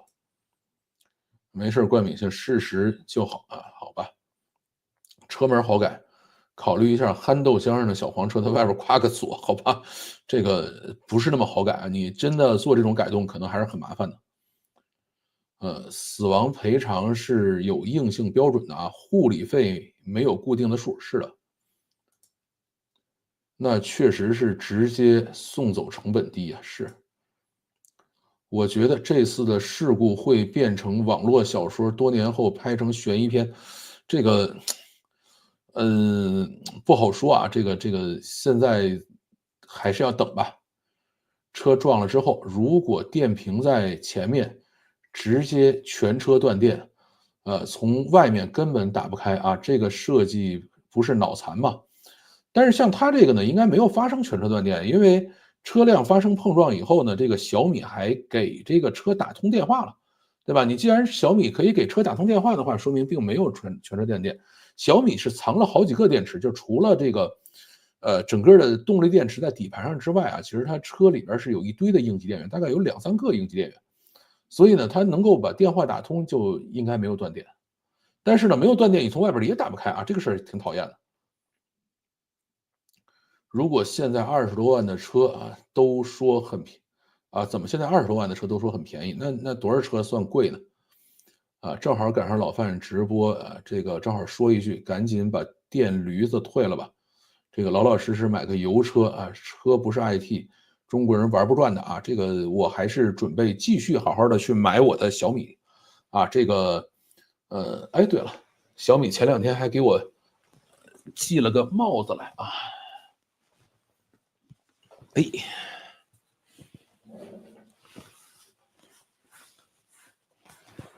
好，这边看了吧？小米生活应该是昨天收到的，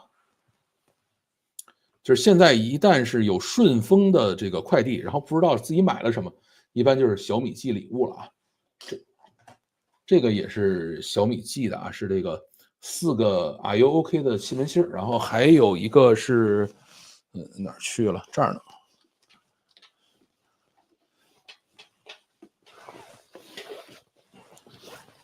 小米的小背包啊，反正它就是每个月就不停的给你寄，就是在我等车的这段时间就给你寄，这个还是挺方便的，就是骑车的时候会去背。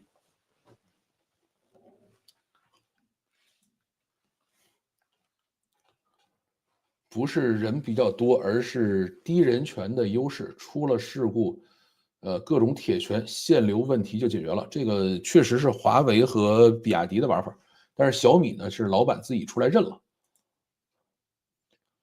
还有更隐晦的一个原因啊，如果后续护理费用增加，家属弄不好还得去闹。是的，这个其实最怕的是闹。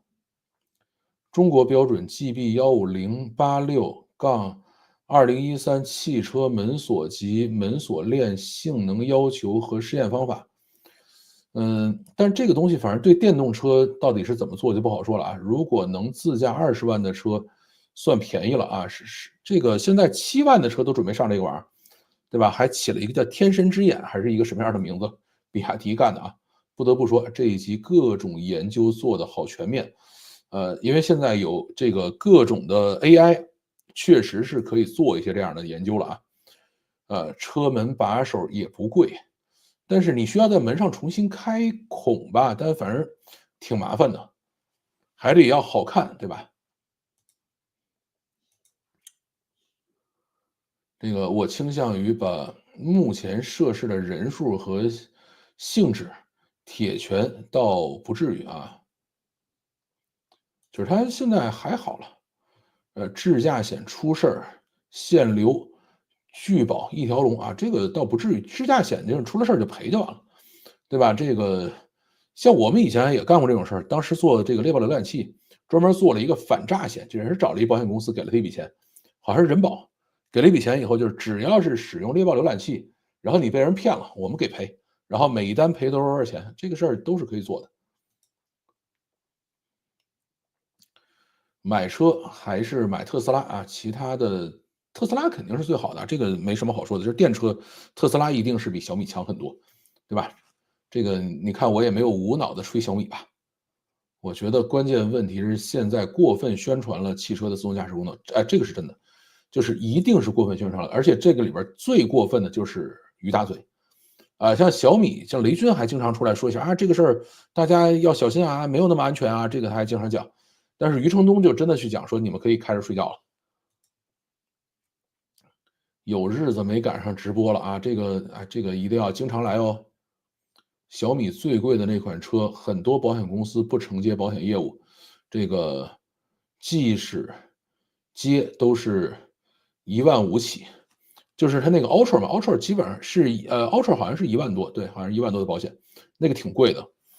那个车就完全是这个性能玩具，1500匹马力的车，对吧？卖50万，这个玩意儿你说它不出事儿谁出事儿啊？太危险了。而且中国整个的保险公司的行业，这中国的整个保险业吧，在2024年因为给电动车理赔，整个是赔钱的，就是它整个收到的保费不够它赔钱的，而且赔了很多。原因呢有几个，第一个原因呢是大量的电动车出去跑这个网约车，啊，第二个原因呢是这个电动车维修成本非常高啊，就是你修只要出了事儿了，你就要动电池，因为它电池在底盘上嘛，出了事儿就要动电池，电池又很贵。然后第三个原因是什么呢？就是中国的电动车必须在 4S 店修啊，你离开 4S 店，你任何人敢去拆人电池，会去坐牢的。因为中国已经有一个还是几个这样的维修师傅，给人去修车，修完车了以后，把人电池动了啊，然后就直接起诉坐牢，这块是非常严格的。因为汽油车的话，你磕磕碰碰随便找个店就给你修了，特别是保险公司会自己找一大堆的店去给你修这个车，他会给你定损定的比较低，对吧？然后让你这个车能凑合跑就完事儿了。这个像我们原来开汽油车出过交通事故，特别讨厌的就是上保险公司指定的这个维修点去啊，那个就让你觉得非常的不舒服这个状态，对吧？那么这样的一个情况的话，在电车里是不存在的，必须原厂修啊，因为号称是这个电池是有专利的，有各种保密，你只要任何人敢拆解我的电池，就算是这个反正是有问题啊，因为在中国，这个破坏交通工具罪啊，它有一个罪叫破坏交通工具罪，最高是可以判死刑的，这个是很吓人的哈，千万要小心。所以整个中国的保险公司给电车上保险都是亏钱的。对，好久没看见他了吧？云卷云舒，对，未看先赞好习惯，大家点一波赞啊！欢迎点赞。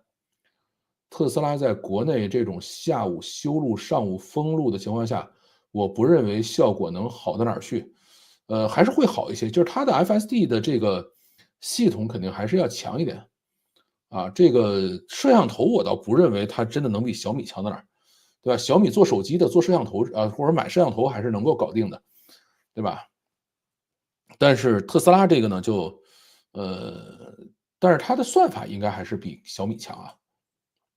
冠炳星说的是，不过国内的某些友商车出问题会被限流捂嘴，也不少。是的，这个主要是友商。几秒钟接管不代表没有提醒。是的，其实前面也提醒他你注意力不集中啊，这个限流是难免的，不让说话是老手段了。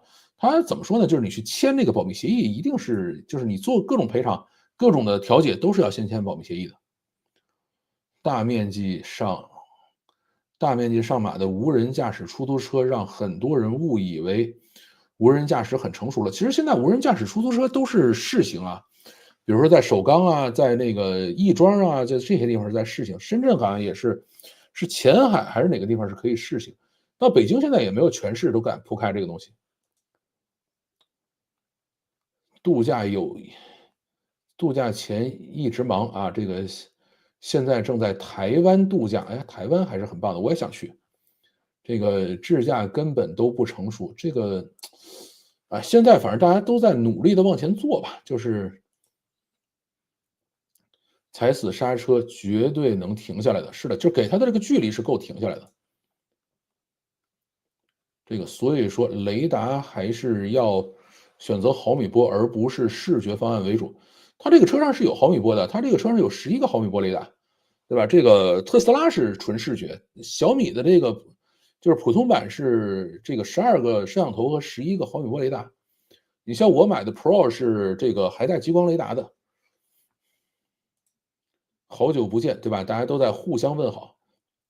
限完流还要说你的视频造成恶劣影响，这个威胁你删视频啊，这个那就是华为干的事儿了。特斯拉也一样啊，电池车都一样。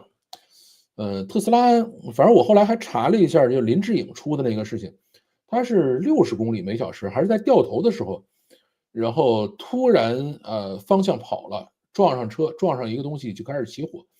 这个还是特斯拉比较贵的 Model X 啊，这个也是很奇怪的一个事情。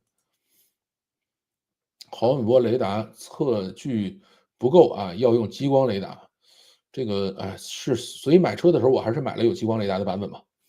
事情的关注点就是错误了啊，应该关注为什么起火。对啊，起火刚才讲为什么起火了呀？你们是怎么艾特别人的名字的？这个不能在手机上玩，这个要在电脑上玩。奔驰 L3，奔驰的 L3应该现在也是测试牌照。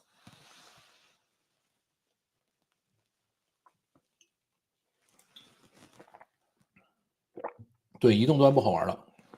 小米的态度比遥遥领先强太多了，不过技术肯定还不成熟。对，技术上还是，比华为的这个智驾要差啊，这个是不避讳的。从法律上来讲，可能没过错，但是还有改进空间。哎，这个是对的。手机用不了，对的。这种情况下，智驾为什么没有减速？这个要看啊，就是，我估计如果是要求这个小米说你因为前面智驾没有减速要承担责任的话，小米就有可能拿出录像来，说你前面可能这个标志不清晰啊，这个就是有可能的。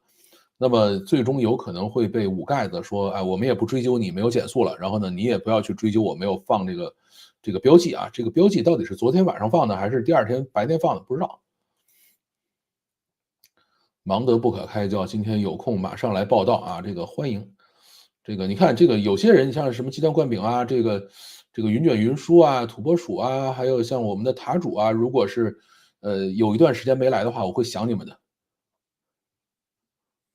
退出自动驾驶应该有一个交接时间要求，比如提前10秒，提前这个退出警示，这个没办法，因为你没法预测。你想100多公里每小时的这个速度，这个10秒钟可以跑出200米了，对吧？这个你没有办法去确定200米之外的这个是安全还是危险，所以这个是不现实的。车辆结构用料，你觉得中国电动车跟特斯拉比谁更比较重视？呃，现在看啊，就是小米的用料应该是比特斯拉还结实啊，这个，所以小米最后也说嘛，说我这个实在是很冤啊，我用了更着实的料，用了更高的成本，装了更多的电池，但是我还卖的比他便宜啊，我挣的比他钱少啊。这个特斯拉呢，就说你没必要这么大电池啊，这个我就可以，因为最大的重量是电池嘛，就是这个钢其实不怎么值钱的，对吧？铝什么都没那么值钱，就值钱的就是电池，重量什么也是那个电池。所以小米在这块还是给足了料的。昨天看了一个视频，模拟小米事故的类似路况，特斯拉直接减速到50，是特斯拉的这个东西是这样，就是它有可能压根就不退出，直接就往前开了啊，这个事儿是特斯拉可能会干的。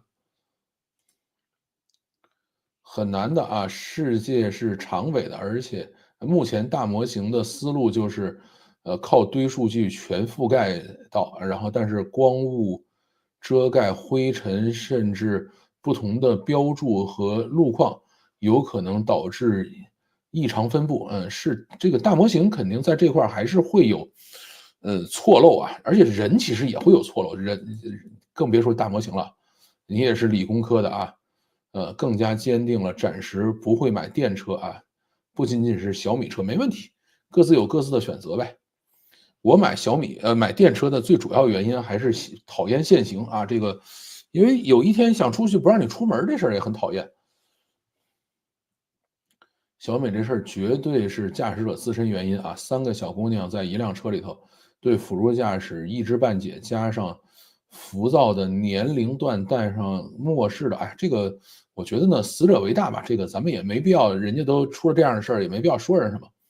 这个你像我们自己开车也会出类似的事情，对吧？这个反正开车还是要有敬畏心，这就完事儿了。很多不懂智能驾驶的网红天天吹嘘智能驾驶，导致这个消费者误解。这个网红呢吹智驾肯定也是有人给钱的啊，很不负责任啊。是，希望雷军不要步于大嘴的后尘，成为雷大嘴，应该不至于。雷军的人设不是这个人设。自从一次吃自助撑到吐之后，我就再也不吃自助了啊！我现在还是喜欢吃自助，只是呢，现在吃自助呢，就是这个食量没有那么大了啊，稍微吃两口就这个过嘴瘾就完事儿了。小米的设计不把安全当首位，特斯拉就不会这样。这个特斯拉为什么不会这样呢？那林志颖的车不是特斯拉 Model X 吗？对吧？前面特斯拉的车主开着自动驾驶直接被撞死了，不是特斯拉吗？对吧？这个咱们不能双标啊。而且小米这个事儿呢，就是大家就觉得该到这天了，对吧？你都卖了20万辆车了，也该出事儿了。就是它这个东西是个概率，只要你卖到20万辆，你总该出点事儿了，对吧？那么现在就是终于出了，现在家属不是已经清空微博了吗？应该是悄悄赔偿了，赔没赔不知道啊，但是肯定是签保密协议了。车企给那些不专业的网红宣传太多资源了啊，这个是真的。这个互联网广告里头最挣钱的是房子和车子啊，在没有房子之前其实是车子。据说这次的事情也反映出现在的自动驾驶没有，适配电动车强大的性能。这个其实不是啊，因为这个你出厂的时候肯定还是要去试验。3年级看黄片能看懂吗？这个你去问问。主要是视觉方案遇到大灯啊、大光比，可能10多个摄像头都大于1/2嘛。这个反正在暗光情况下，高速确实对摄像头是有一定的这个什么的，确实是有一定的影响。但是他们肯定做了测试，就是夜间高速肯定做测试。小米的和其他厂家不同的，它的倒置电池安全性吹太过了，这次也是电池着火。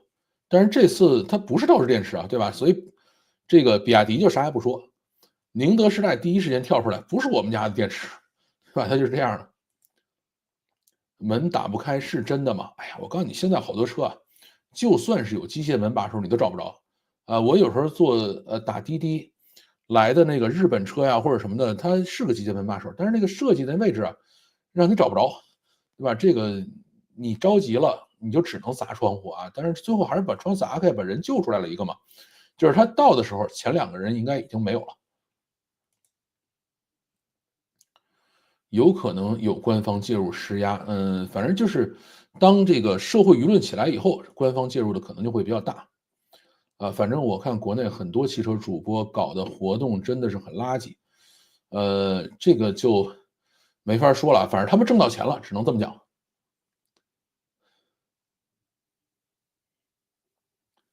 肯定是真的，什么东西？当年武汉那个被网暴的妈妈跳楼的，就是施压了，这个不知道了。泰国还是比较务实的，第一时间宣布成立谈判团队和美帝沟通去了，配合查处转港贸易和本国商品的合规问题啊。是，现在是第一个躺平的是以色列，然后呢是这个泰国、新加坡啊，然后这个台湾应该也是要去谈判，然后这个欧盟现在也是派代表团去谈判去了。咱们呢，等于一边再去这个号称要加关税，但是另外一边也在谈啊。然后墨西哥现在是直接股市涨了，因为它绕过去了。然后加拿大呢是一边说我要反制，然后一边要去这个谈判啊，大概是这样的一个状态。过度宣传和驾驶员风险意识不够啊，我觉得过度宣传肯定是现在的一个很大的问题。喜欢就买就完了啊，毕竟总有人成为代价，这个就是啊，我自己喜欢就好了，你管我干嘛？啊，网红才是最大的问题，网红不是最大的问题，网红的宣传不需要承担任何责任啊，这个还是一个制度问题。狗屁激光雷达都没用，高速度这么快，天气又不好，激光打出去，各种干扰，各种噪点干扰，车载算力能不能处理了这些？这个我觉得应该是可以做实验的啊。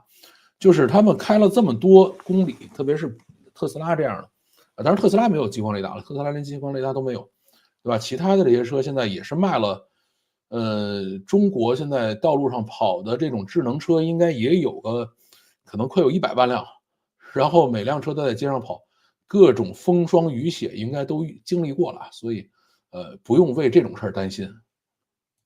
网红经济太可悲了，不可悲，这就是未来。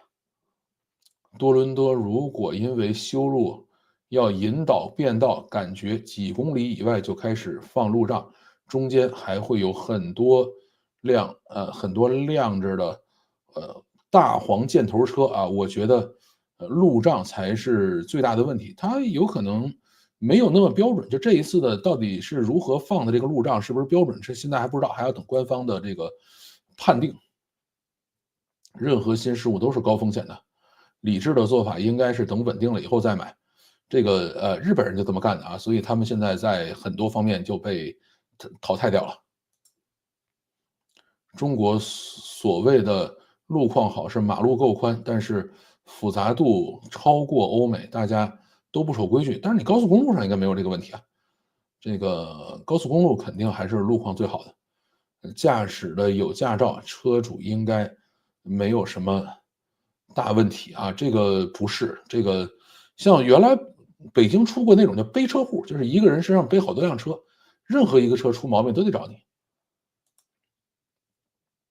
按照汽车的发展，安全性都是靠人命堆上来的。是啊，全都是这么来的。另一个大点就是打不开车门啊，传统油车的车门已经成熟安全了，为什么不用？这个直接按照特斯拉，这个大家都是抄特斯拉，这个没什么好说的。我也觉得很奇怪，这个车门这件事情我是很不理解的。我其实觉得车门外面还是应该有这个机械门把手的，就是万一出了事情可以从车外救援。砸窗也可以啊，砸窗好吧，这个你想他到最后还需要砸窗，他这个车窗户都没破。遇到这种事情，当事人的男朋友肯定会崩溃。哎，这个，哎，好好去看心理医生吧，还是，电门电池报废了，就打不开，其实是打得开，就是它那个车门在闭锁那个地方跟汽油车的车门是一样的，啊，只是呢，它把这个，拉门的东西呢做了一个电机，它是用一个线控啊，电机拉了一根线，钢索拉完了以后，那个门就开了。对吧？它这个整个处理的这个过程，其实跟普通的那个汽车门是完全一样。但是它应该是有这个叫什么呢？就是有备用电源。车的事情我们都没在现场，只能吃瓜了。是的，这个也只能是这样。所以现在呢，这个车还没到小米手里头啊，小米现在也不说什么。任何电池遇到这种速度啊，不爆炸也是好不到哪儿去，这是真的。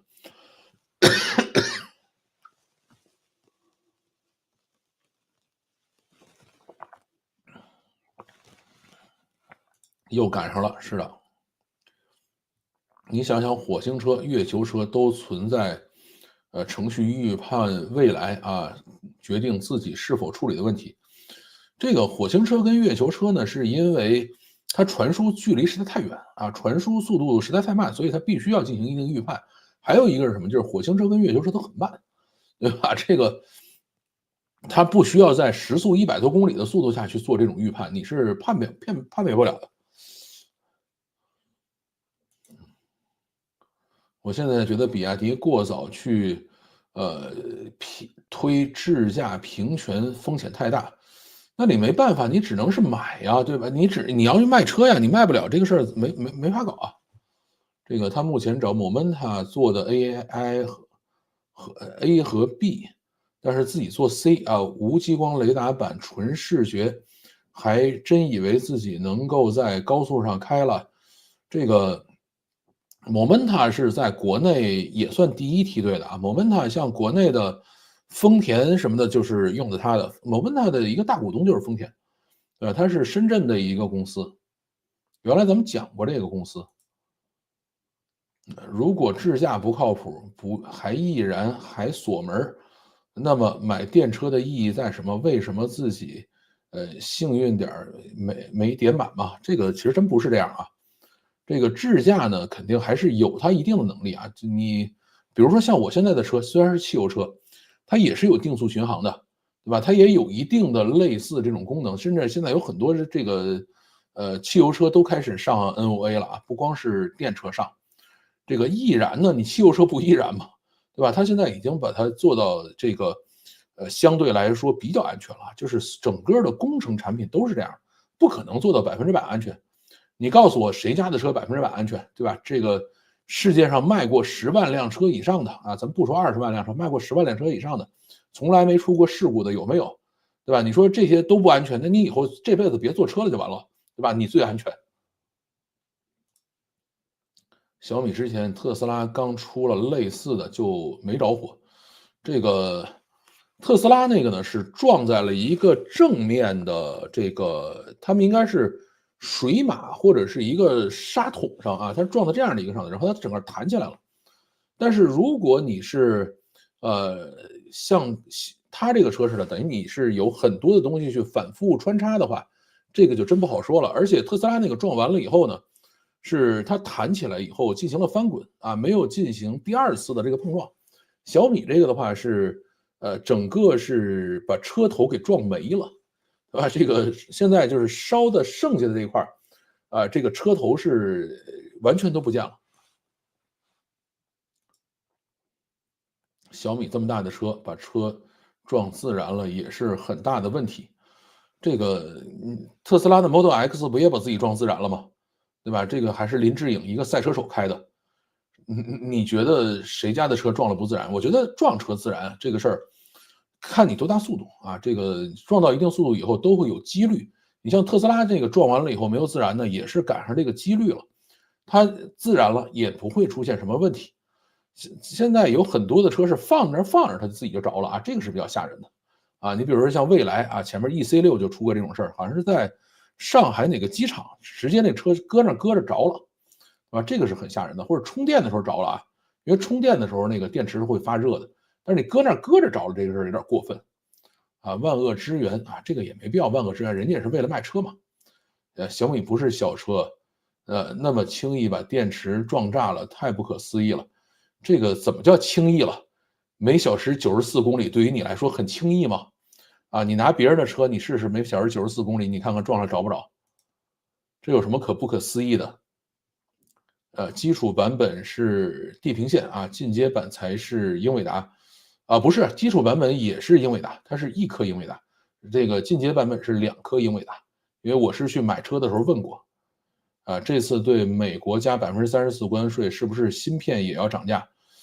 不是啊，这一次加关税应该主要针对的是农产品，新鲜水果、冻干水果、坚果和各种肉啊，这个就是，咱们肯定是对着这个特朗普的铁票仓打啊，咱们不会对所有东西加关税，而且这些芯片呢，虽然设计是美国设计的，但是生产都是在其他，比如说在台湾啊，在其他地方生产的啊，咱们为什么要给他加关税呢？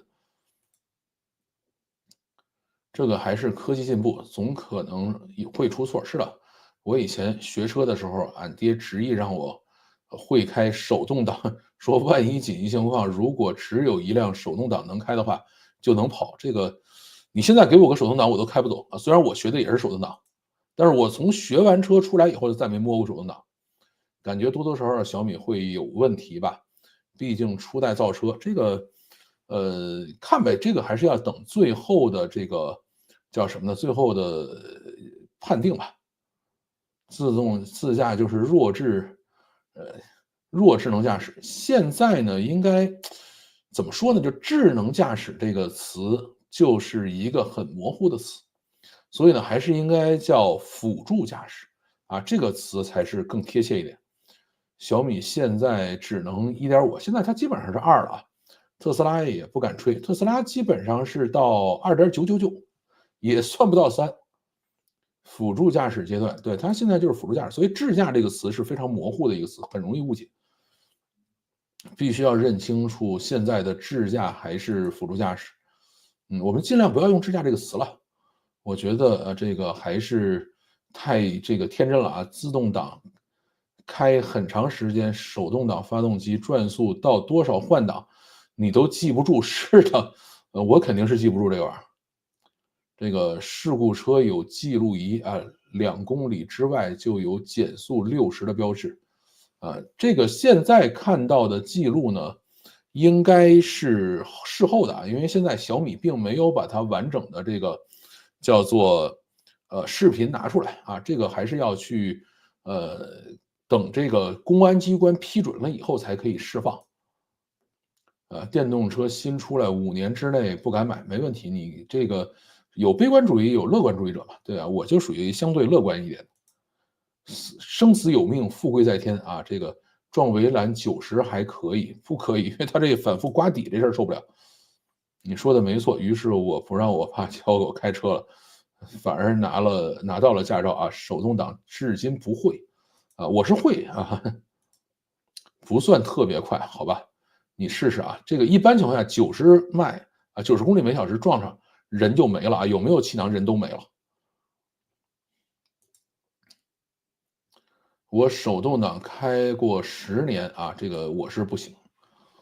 大众迈腾啊，上锁后行驶中，所有车门内侧都能打开。你不对吧？你后门应该是打不开的。你要都能打开，这是很危险。现在自动挡也可以转手动挡，不行啊，就是有些是可以手动加减档。你像我那个车是可以手动加减档，但是不能转手动挡。这个我们那个车上还是没有离合器的。呃，特斯拉这是在偷换概念，其实和说坐飞机安全是同样的性质。从安全工程学上来说，最简单的安全模型评估是2个维度，第一个是事故发生的几率，第二个是事故的严重程度。判定安全性可以简单的从2者来承继啊。那好吧，特斯拉和说汽车安全啊、飞机安全的问题就是强调事故发生的几率低，而是故意不提发生事故的严重程度。其实特斯拉的严重程度跟人驾驶的严重程度是一样的，对吧？飞机那个确实是它是几率低，但是那个出事儿就机毁人亡，对吧？但是特斯拉这个应该跟人的这个安全程度是一致的。大众选择，好吧。这个带拨片的自动挡才是王道。你像我那个车买到现在，虽然有拨片，但是可能一共没拨过10次啊。电子后视镜现在新进展不？没有什么新进展，还是上这个镜子。虽然很多人尝试做电子后视镜，但是反正效果并不怎么好。行业标准不一定是强制的，国际也有强制和推行2种，这倒是真的。看媒体报道说，那个驾驶苏西的姑娘的妈妈对她说过，对自动驾驶要谨慎，但是她对她妈妈说过好多次，自动驾驶非常安全，完全不需要担心。这个我觉得到现在呢，就没必要再去纠结这个事儿了。一看评论，感觉各位都是专家，仿佛这个大家就是来闲聊的嘛，不用太认真，对吧？主要是主播代入感强，好吧？晚上好，对，你看塔主这个好多人认识你。开车睡觉是无视生命的亡命之徒。这个，但是你鼓励开车睡觉的人，就真的是图财害命了啊。这事儿说实在的是全体当事人马马虎虎集中在一件事上发生，酿成悲剧。对，而且这种就是你只要车卖的足够多，这种悲剧总会发生，它是一个概率问题。看过一篇纽报的报道，比亚迪还有宁王电池做川4安全测试时一直无法通过，以川4就起火，后来相关部门就把电池川4测试取消了。这个现在肯定已经不是这样了啊。工薪阶层就老老实实买个大众福特开就行了。反正我是开了福特，我没开过大众啊，我是雪铁龙和福特。米都给老范这么多物料了，就自己说不是米粉。小米是这样的，就是你只要买他的车，他就不停的给你气，我也没办法，也不是我找他要的。这个把所有人凑在一块堆儿也不容易啊。是的，大家都凑一块不容易。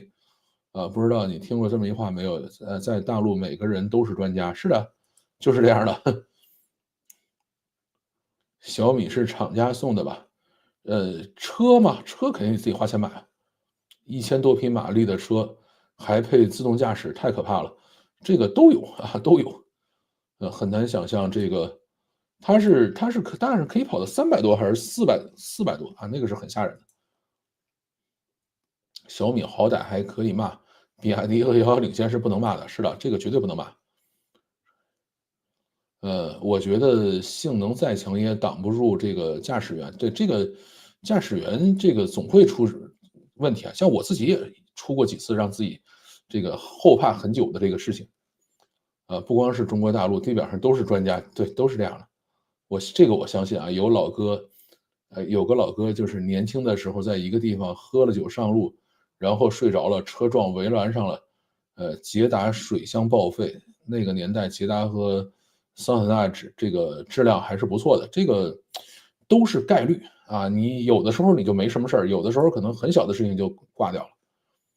到底是雷达可靠还是摄像头可靠？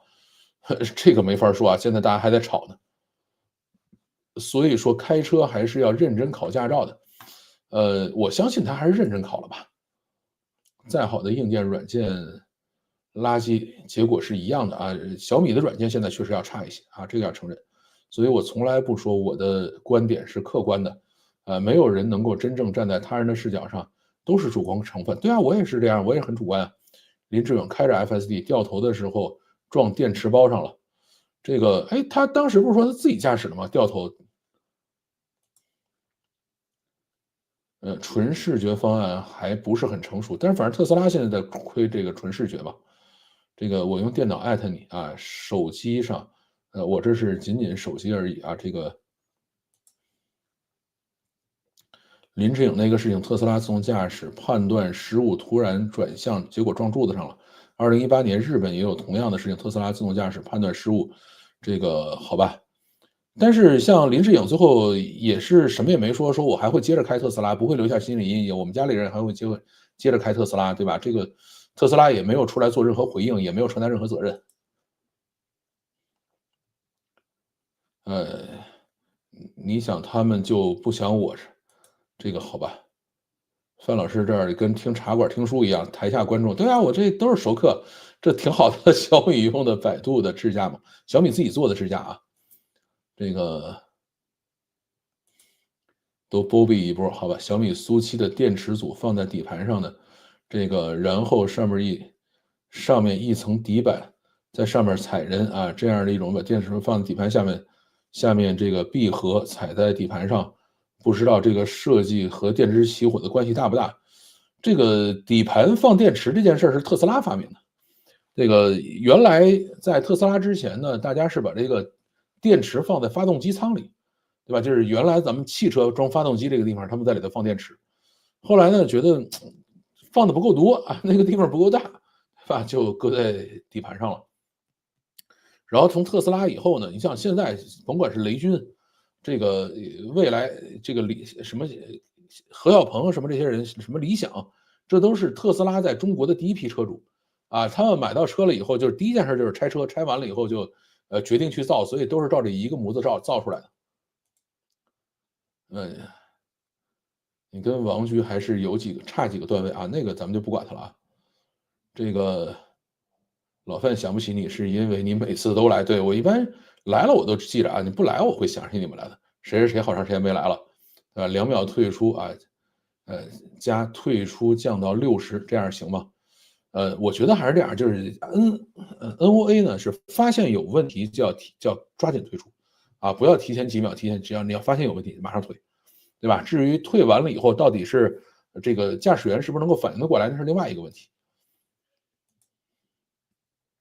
现在用自动驾驶都是小白啊，这个，哎，也没法说了。这个你像马斯克已经把他那个，他叫 Cybercab 已经在厂区里开跑了，那个是连方向盘都没有的。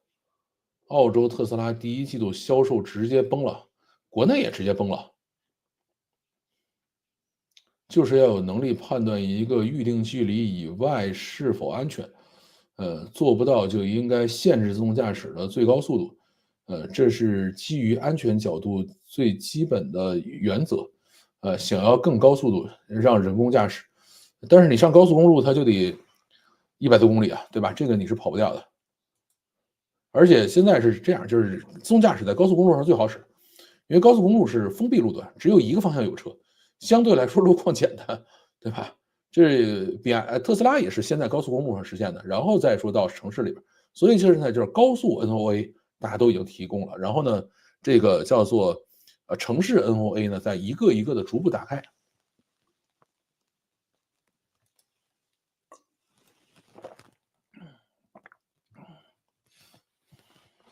怎么把它搁在一块儿了啊？这个是我们不能去跟烂人比。限行和小米汽车有什么关系？电动车不限行啊，就这么简单。而且在北京是只有纯电车不限行啊，就是混动车都限行。我这次换车的时候，先去看的长城，长城的坦克700，但是它那个车是混动车，虽然是绿牌，但是依然限行。就我要解决的是限行的问题。因为我现在也看明白了，自己出去玩或者自驾这个可能性也不是特别大，对吧？就是自己宅在家里头，想出门的时候出门。我现在就是每个礼拜有一天不能出门，然后我就觉得生活这个受到了很大的限制，所以就想买电车。然后呢，第一个去看的特斯拉 Model Y，然后也很喜欢。结果呢，我们这个小区不让进啊，所以只能去看小米了啊，就是这样的一个过程。如果让我来确定自动驾驶的最基本原则，那肯定是这个基本固则之一啊，这个基本原则之一吧，啊，基本规则之一啊，这个是轮上你去的话，那这个自动驾驶就没法实现了。对，现在就肯定还是要承担一部分的代价啊，以后自动驾驶必须考试人脸验证。呃，小米好像有类似这样的功能，等我拿到车我去给你们试试啊，证明你不渣呀，对啊，绝对不渣。当年苹果也不做大屏手机，以为大屏不适合当手机操作，不知道特斯拉以后会不会做这个，会不会堆电池？目前应该不至于。没错儿，我是舔狗啊，这个智驾以后不能这么叫了，只能叫辅助驾驶。对，我觉得叫辅助驾驶还是比较好的啊，你像刚才我讲了那么多奇奇怪怪的名字，就是为了让你混淆的。如果自动驾驶能够预测1公里以外的操控策略，考虑到提前10秒和留给人工控制的10秒，车速应该不超过90公里每小时。100公里每小时的时候，1秒是跑20米啊。这个所以1公里的话，大概是需要好多秒了。这个很哎不对，20多米啊，所以你这个1公里之外，我没算这个算数啊，这个得算一下。兄台还年轻，对，有这个渣还是需要本钱的，是的。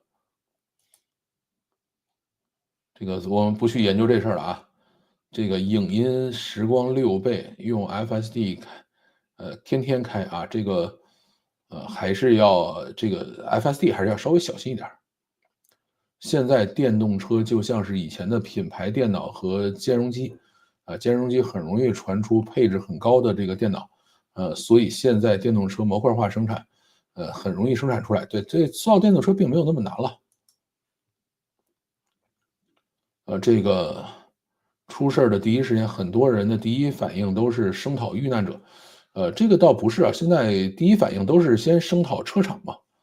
但你就这么想吧，如果是一个汽油车，没有自动驾驶的，那么出事儿的第一时间是不是声讨这个开车的人？林志颖的车也着火了，是的，所以就不要双标啊，敬畏生命，敬畏科技，这是真的。开沃尔沃啊，沃尔沃就是这个奇瑞是吧？啊，吉利啊，是吉利，就是吉利的沃尔沃。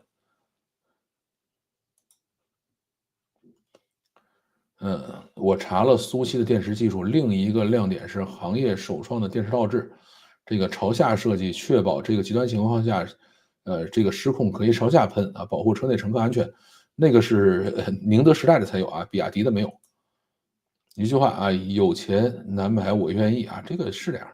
而且我觉得就是社会的进步，这个科技的应用还是要有一定的容错给它的，对吧？你要求绝对安全这事儿就没法干了。最关键是自动驾驶的控制能力要和车速匹配，现在至少让它匹配到110还是可以的110到120吧。会不会有人反其道而行之，搞个没有自动驾驶的电车，宣传自己的车，自己是电车，但是没有自动驾驶作为卖点？可以啊，你可以试试啊，这个看看会不会亏死。很讨厌这个 KOC，好吧，这个我们就不管它了。这个人性本来如此，全世界都一样，你不能指望所有人都平心静气的、客观专业的去看待问题。对，我们也不平心静气嘛。小米真香啊，这个也没有什么真香了，它就是个造车的呗。啊，纳斯达克这几天跌出一个 A 股来，这个我觉得有人抄底没有？我觉得这个还是可以去问一问啊。最近被前后夹击啊，一边被加关税，一边被豆腐渣啊。豆腐渣这个事儿就没法说了，还是等地震完了以后再慢慢调查吧。现在还传说这个泰国逮捕了中国铁剑进去抢电脑偷资料的人，啊，说有些人想进去这个到那个楼里边去把相应的这个电脑设备啊，或者是一些图纸资料啊抢救出来，啊，但是呢，这些人都被泰国警方直接抓获了。于总下个系列准备叫冥界，这有点过分了啊！这个你们留了多少言啊？讲真，辅助驾驶在澳洲晚上就更不敢用了啊！晚上的乡间公路会有袋鼠，好吧，袋鼠有点吓人啊。嗯，主要是没做过这种速度的对撞测试，这个谁也不会做。就是前面我也讲过，这个碰撞测试64公里每小时啊，做完就完事儿了。3个女生太可惜了啊，这个是真的。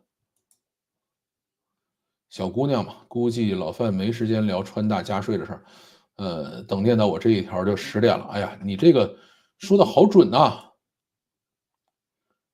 加个3倍速，好，我现在也是在快速了啊。赛车手把车开自燃了，也是正常的事情。普通开出自燃，那是高手啊，这个还是不太容易的。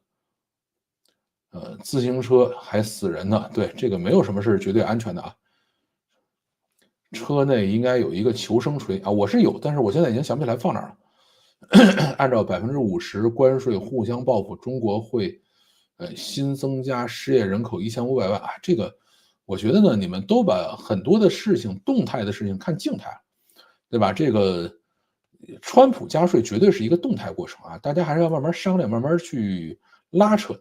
所以呢，不要想着这就是一个静态一锤子买卖的事情。节后小米工业园2号、3号楼，公关部来报道啊，这个是的，智能驾驶就是一个汉语的偷换概念，这个是真的。但是你像 FSD，它不是偷换概念的吗？叫全自动驾驶啊，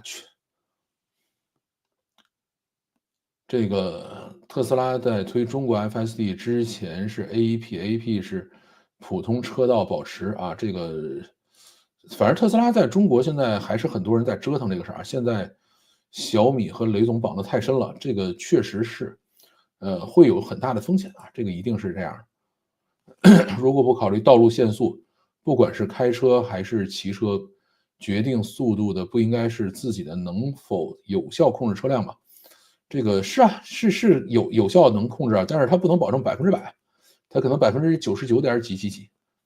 去年懂车帝碰撞测试，小米虽然是初代造车，但是安全仅次于特斯拉，比这个其他的还是要好很多的。是的，这个大众值得拥有。我开过大众的车，但是没买过啊。我是在美国的时候租过大众的车，感觉也没有什么特别奇怪的。用不着90啊，60瞬间到0人就没了啊，这个不知道了。吉利系列的车啊，极氪，我有个朋友买了极氪啊，极氪001也做了一下，但是感觉怎么说呢，有点太工程师了啊，不是我喜欢的风格。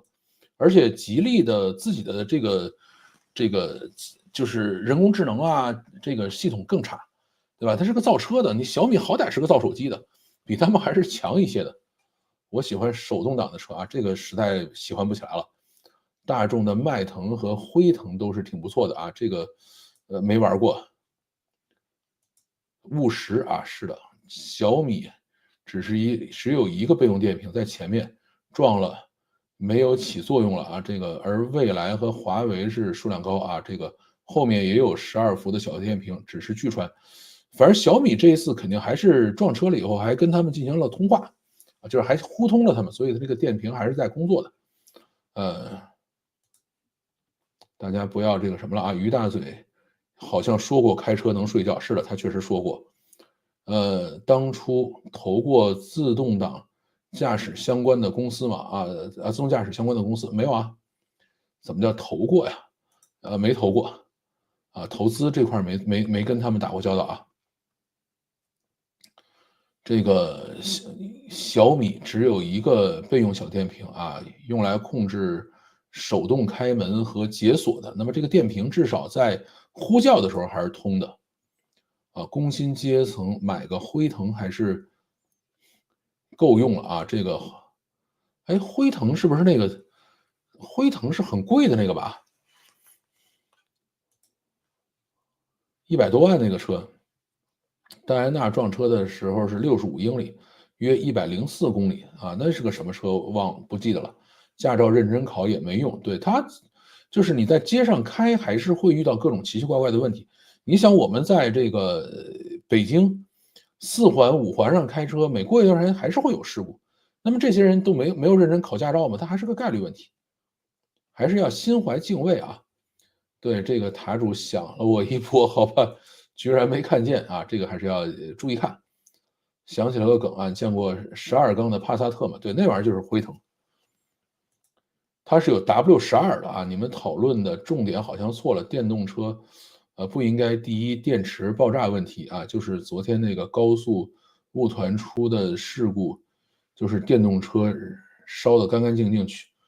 这个，哎呀，这个我觉得你就没必要这么长的来跟我长篇大论了啊，实在不行了。电池放机舱的是辅助电池，动力电池一开始是放后座和这个占后备箱的啊。这个哎，我记得原来看那个宝马 i3就是在动力舱里头。哦，宝马 i3好像在后备箱里，好在后备箱里，对。不是说3月份特斯拉国内交付又恢复了吗？但是你2月份那个很惨啊，因为它前面实际上主要是 Model Y 的换新啊，所以没搞定。特斯拉1季度主销车型 Model Y 改款升级了，对。呃我打不起7系，只好撞你帕萨特了啊。这个好吧，那个你要真撞上个辉腾，那就乐子大了。为什么特斯拉小区不让进？什么道理？没道理。这个特定时间特斯拉在北京动不了啊，这个不知道啊。苏七事故，厂商的宣传误导问题啊，这个是肯定的啊，这个我反复强调的是，厂商绝对是做了宣传误导，或者整个行业在做宣传误导。